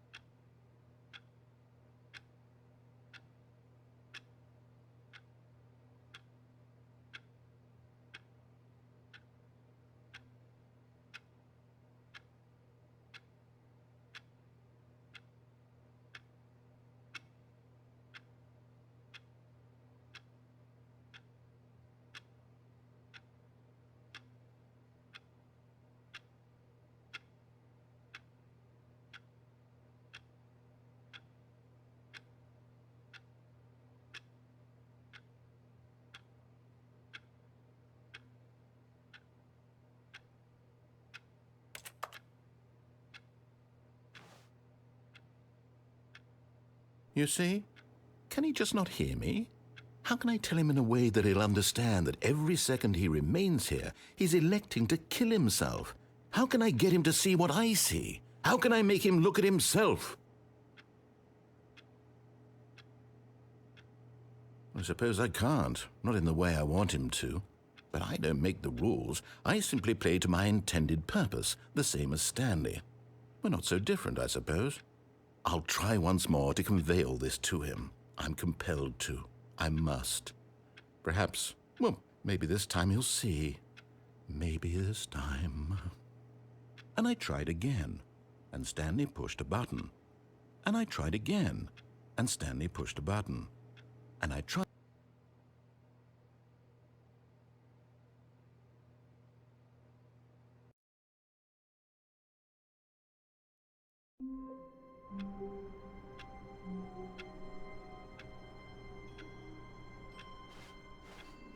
All of his co-workers were gone.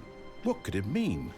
Stanley decided to go to the meeting room. Perhaps he had simply missed a memo. Stanley picked up the bucket.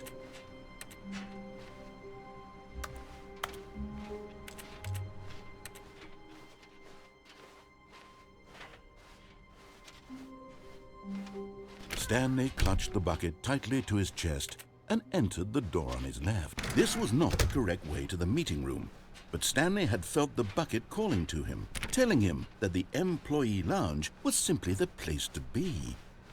And here it was. Had the bucket turned out to be correct? Was this better than the meeting room? Yes, Stanley thought to himself. Yes, perhaps it truly was. How insightful the bucket turned out to be. No, never mind. The bucket was wrong. Stanley took the door on his left to go back to the meeting room. And so the two of them detoured through the maintenance section and walked straight ahead to the opposite door.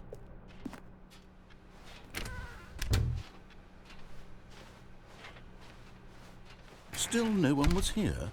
Stanley needed the bucket's warmth and comfort now more than ever. Perhaps his boss's office was where he'd find answers.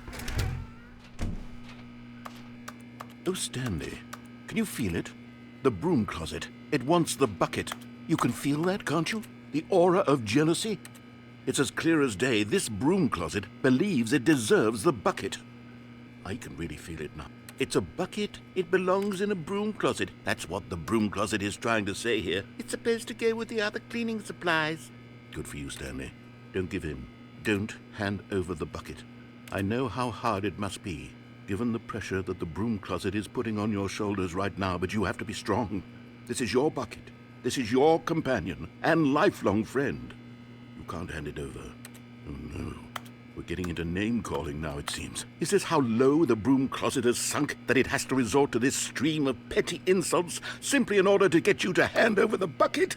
Stanley, I never liked this broom closet for a variety of reasons, but even this is worse than I had imagined. And wait, now the broom closet has the gall to imply that you and the bucket are not truly deep and lasting friends? That your relationship is purely superficial and convenient? That your life is so banal and meaningless that you'd feel the same sort of kinship towards any inanimate object which happened to lay in your path in an even partially enticing manner? Well, I'd never. Go on, Stanley. Lay into it. Really tell the broom closet off for its demeaning comments. Expand on the wide variety of experiences you and the bucket have shared together. Go through each of them point by point. Share your journal entries detailing the rich emotional landscape of your feelings for the bucket as they have changed and evolved over the years. Let him have it.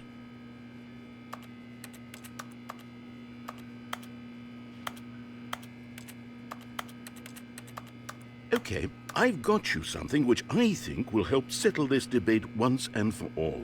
Here we go. There. Now it's settled. No more debate, no more discussion.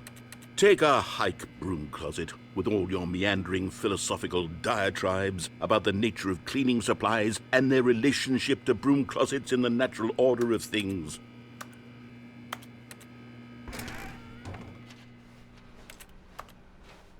All right, coming to a staircase, Stanley and the bucket walked upstairs to the boss's office. You found one of them. One of the miniature Stanley figurines. Remember, no reward for collecting all of these, only the intrinsic pleasure of a job well done. You can't buy that sort of happiness, Stanley. God knows I've tried. So, I implore you to savor each and every moment you come across one of these beautiful figurines.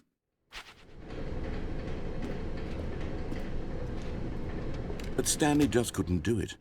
He considered the possibility of facing his boss, admitting he had left his post during work hours. He might be fined for that. And in such a competitive economy, why had he taken that risk? All because he believed everyone had vanished? His boss would think he was crazy.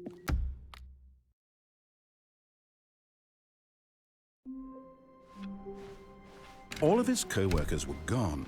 What could it mean? Stanley decided to go to the meeting room. Perhaps he had simply missed a memo. Stanley lifted the bucket into his arms, and a wave of comfort rushed over him.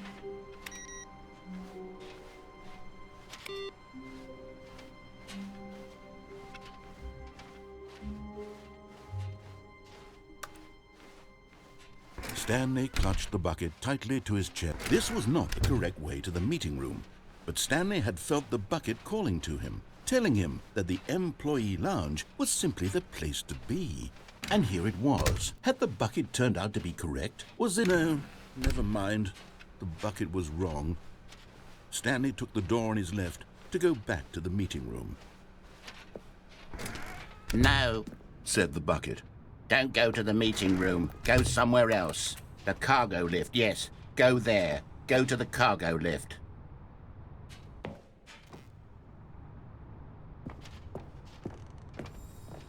Another miniature Stanley figurine. This, there really must be a snappier name for these things. What about mini-stands? Stanley figs? Or what about Stanlerines? Yes, I think I like that. Another Stanlerine under your belt.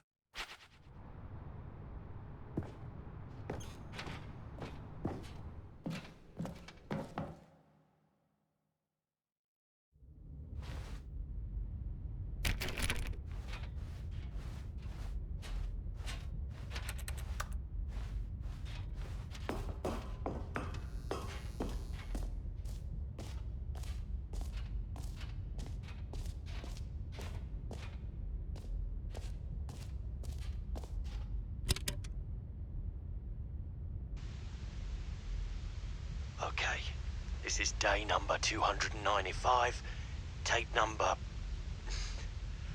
I don't even know. I've lost track. Nothing feels real anymore.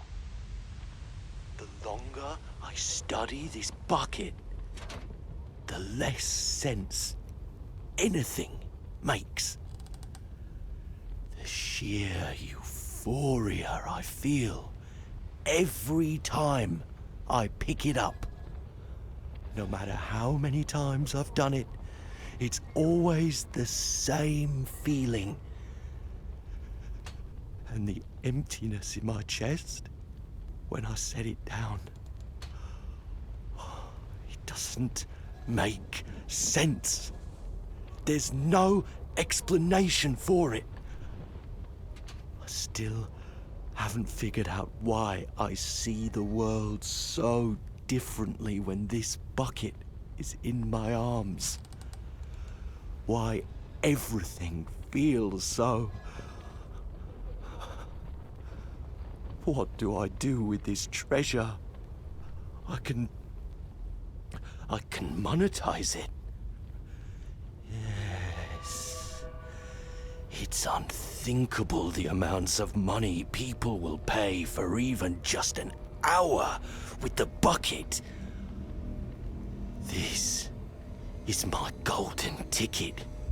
But I have to be careful, because as soon as this gets out, there's going to be a target on my back. Even now, I don't know who might be trying to get... What's that? Who's there?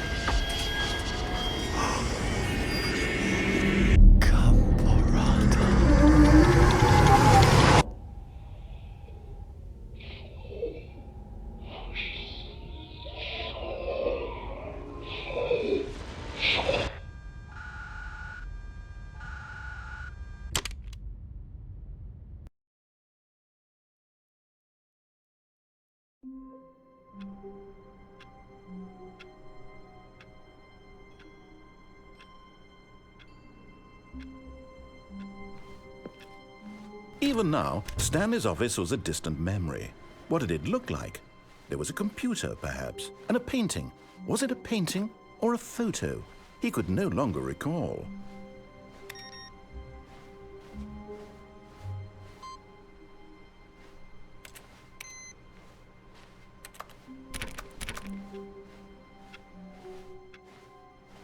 The confusion and the chaos all seemed to melt away as Stanley embraced the bucket. Stanley clutched the bucket tightly to his chest and entered the door on his left. This was not the correct way to the meeting room, but Stanley had felt the bucket calling to him, telling him that the employee lounge was simply the place to be. And here it was. Had the bucket turned out to be correct? Was this better than the meeting room? Yes, Stanley thought to himself. Yes, perhaps it truly was. How insightful the bucket turned out. No, never mind. The bucket was wrong. Stanley took the door on his left to go back to the meeting, and so the two of them detoured through the maintenance section and walked straight ahead to the opposite door.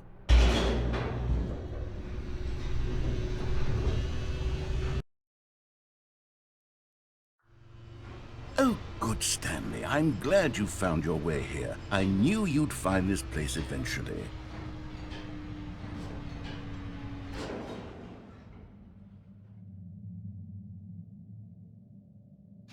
You see, your friends and I are concerned for you, Stanley.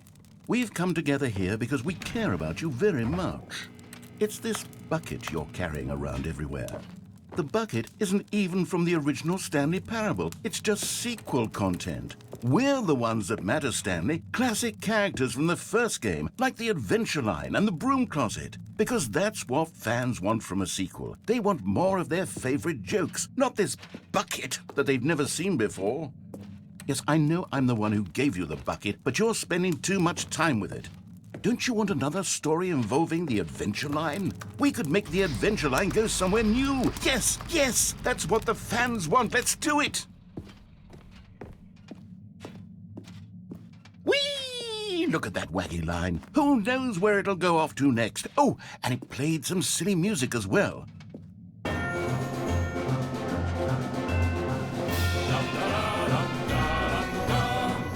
Now this is what the Stanley Parable is all about. Don't you remember all those great jokes from the original dialogue? Also, Stanley is addicted to drugs and hookers. Yes, it's as classic now as it was back then. Let's do it for the fans, Stanley. Let's give them more content exactly like this. But if we want to do that, you're going to have to give something up. Don't you get it, Stanley? We need to get rid of the bucket. That's why I'm very proud to introduce a brand new character. This is the Bucket Destroyer. I think it'll make a wonderful new addition to the rich lore of the Stanley Parable. True, it also was not in the original game, but it's such a well-fleshed-out character with so much personality that to me it already feels as though it's been part of the cast all along. Don't you agree? Can you guess what the Bucket Destroyer does? Surely you don't need me to spell it out for you. Go ahead now, Stanley. Say goodbye to the bucket, and then pop it into the machine when you're ready.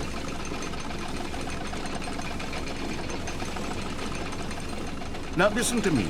It's crucial that you give it the bucket. I don't know what the Bucket Destroyer will do if it can't destroy your bucket. Destroying buckets is all it knows. That is its singular personality trait. Sure, I can hear you saying, how does a character with only one personality trait deserve to join the pantheon of beloved Stanley Parable characters? Well, you see, if you were to really explore the Bucket Destroyer, you would see that its desire to crush buckets is so densely loaded with complexity and nuance that it's really like 10 personality traits. What other object in this game can you even say that about? The broom closet? Certainly not. I wonder what sort of Bucket Destroyer merchandise the fans will be clamoring for after this. Okay, the Bucket Destroyer is getting very upset now. You'll have to hurry and feed it. We can't get back to the classic Stanley Parable characters like the Adventure Line or the Bucket Destroyer until you crush that damn bucket. Quickly now, the fans are waiting. Do it, the fans, Stanley. Give the fans what they want. Hurry!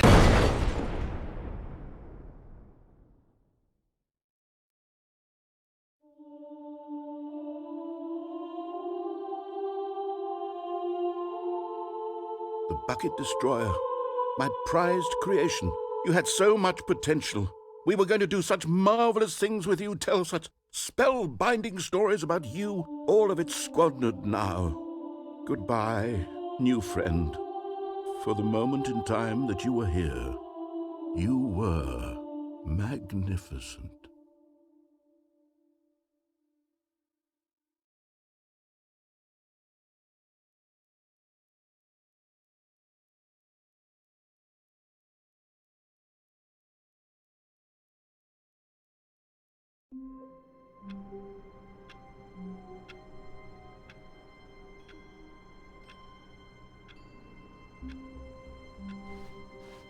Even now, Stanley's office was a distant memory.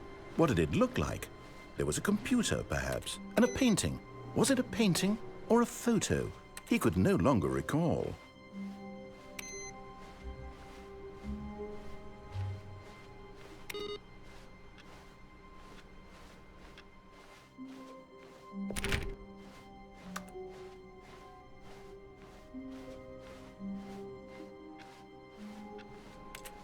Warmth spread through Stanley's arms. With the bucket in his arms again, he was home.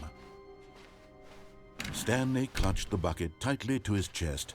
This was not the correct way to the meeting room, but Stanley had felt the bucket calling to him, telling him that the employee lounge was simply the place to be. And here it was. Had the bucket turned out to be correct? Well, no, never mind. The bucket was wrong. Stanley took the door on his left to go back to the meeting room. No, Said the bucket. don't go to the meeting room. Go somewhere else. The cargo lift, yes. Good. Said the bucket. Now ride the lift all the way to the top. There's something up there I need you to do. Stanley did not question why or how this bucket was speaking to him. It should have alarmed him, of course, because buckets can't talk. But Stanley chose not to think about this obvious fact. He was firmly convinced that the bucket had spoken to him, and he unthinkingly did whatever the bucket asked.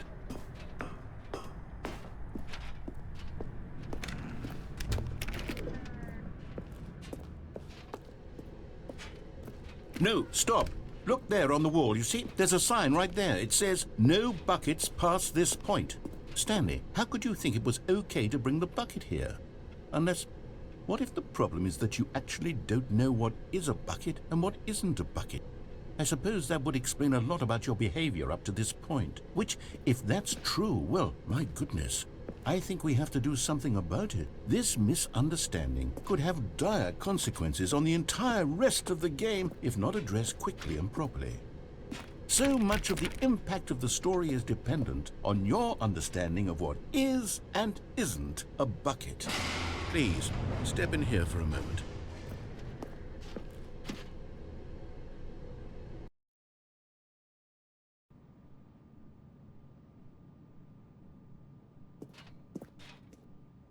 Now then, I'm going to run you through some test scenarios, and you'll tell me whether or not the thing I'm showing you is a bucket. Simple enough, right? This should tell us everything we'll ever need to know about what is or is not a bucket. Okay, let's begin. Item 1. Is this a bucket? Incorrect. It is a hologram of a bucket, not an actual bucket.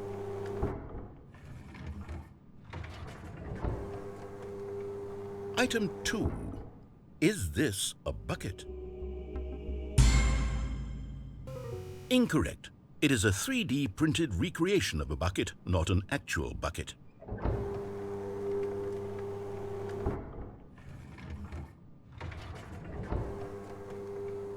Item 3. Is this a bucket? Incorrect. This is a bucket.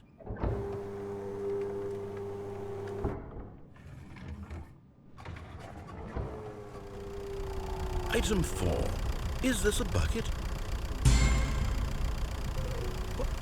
Are you hallucinating? This is a tractor. It's an enormous machine that tills the earth. I thought this was a gimmick. How on earth did you manage to screw it up? Absolutely incredible.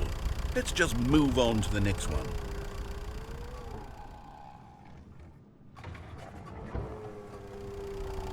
Is this a bucket?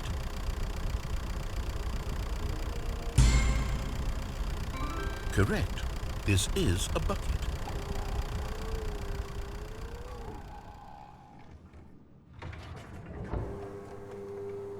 Item 6. Is this a bucket? Trick question. Both. Gotcha.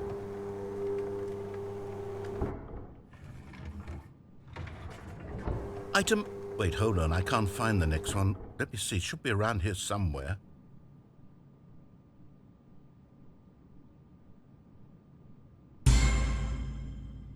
Yes. Thank you. There's nothing here. Of course it isn't a bucket. We both know full well that nothing isn't a bucket. Wait, when I say nothing isn't a bucket, that makes it sound like I'm saying everything is a bucket, which of course is not true. Unless... Is that what you think? Answer me straight, Stanley. Are you trying to tell me that you believe everything is a bucket?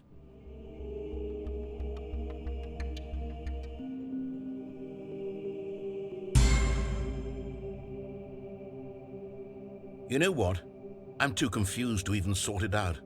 I've lost all sense of perspective. What is a bucket? What isn't a bucket? Mere moments ago I could answer these questions with confidence, and yet now I'm somewhat adrift. Do any of us know what a bucket is? Am I a bucket? Stanley, I can't keep doing this. I'm losing myself, and myself was all I ever had to begin with. I'm afraid the bucket is threatening to tear our relationship apart. I can't have that. I'm sorry. But I'm going to erase all buckets from the game entirely. Okay, here we go.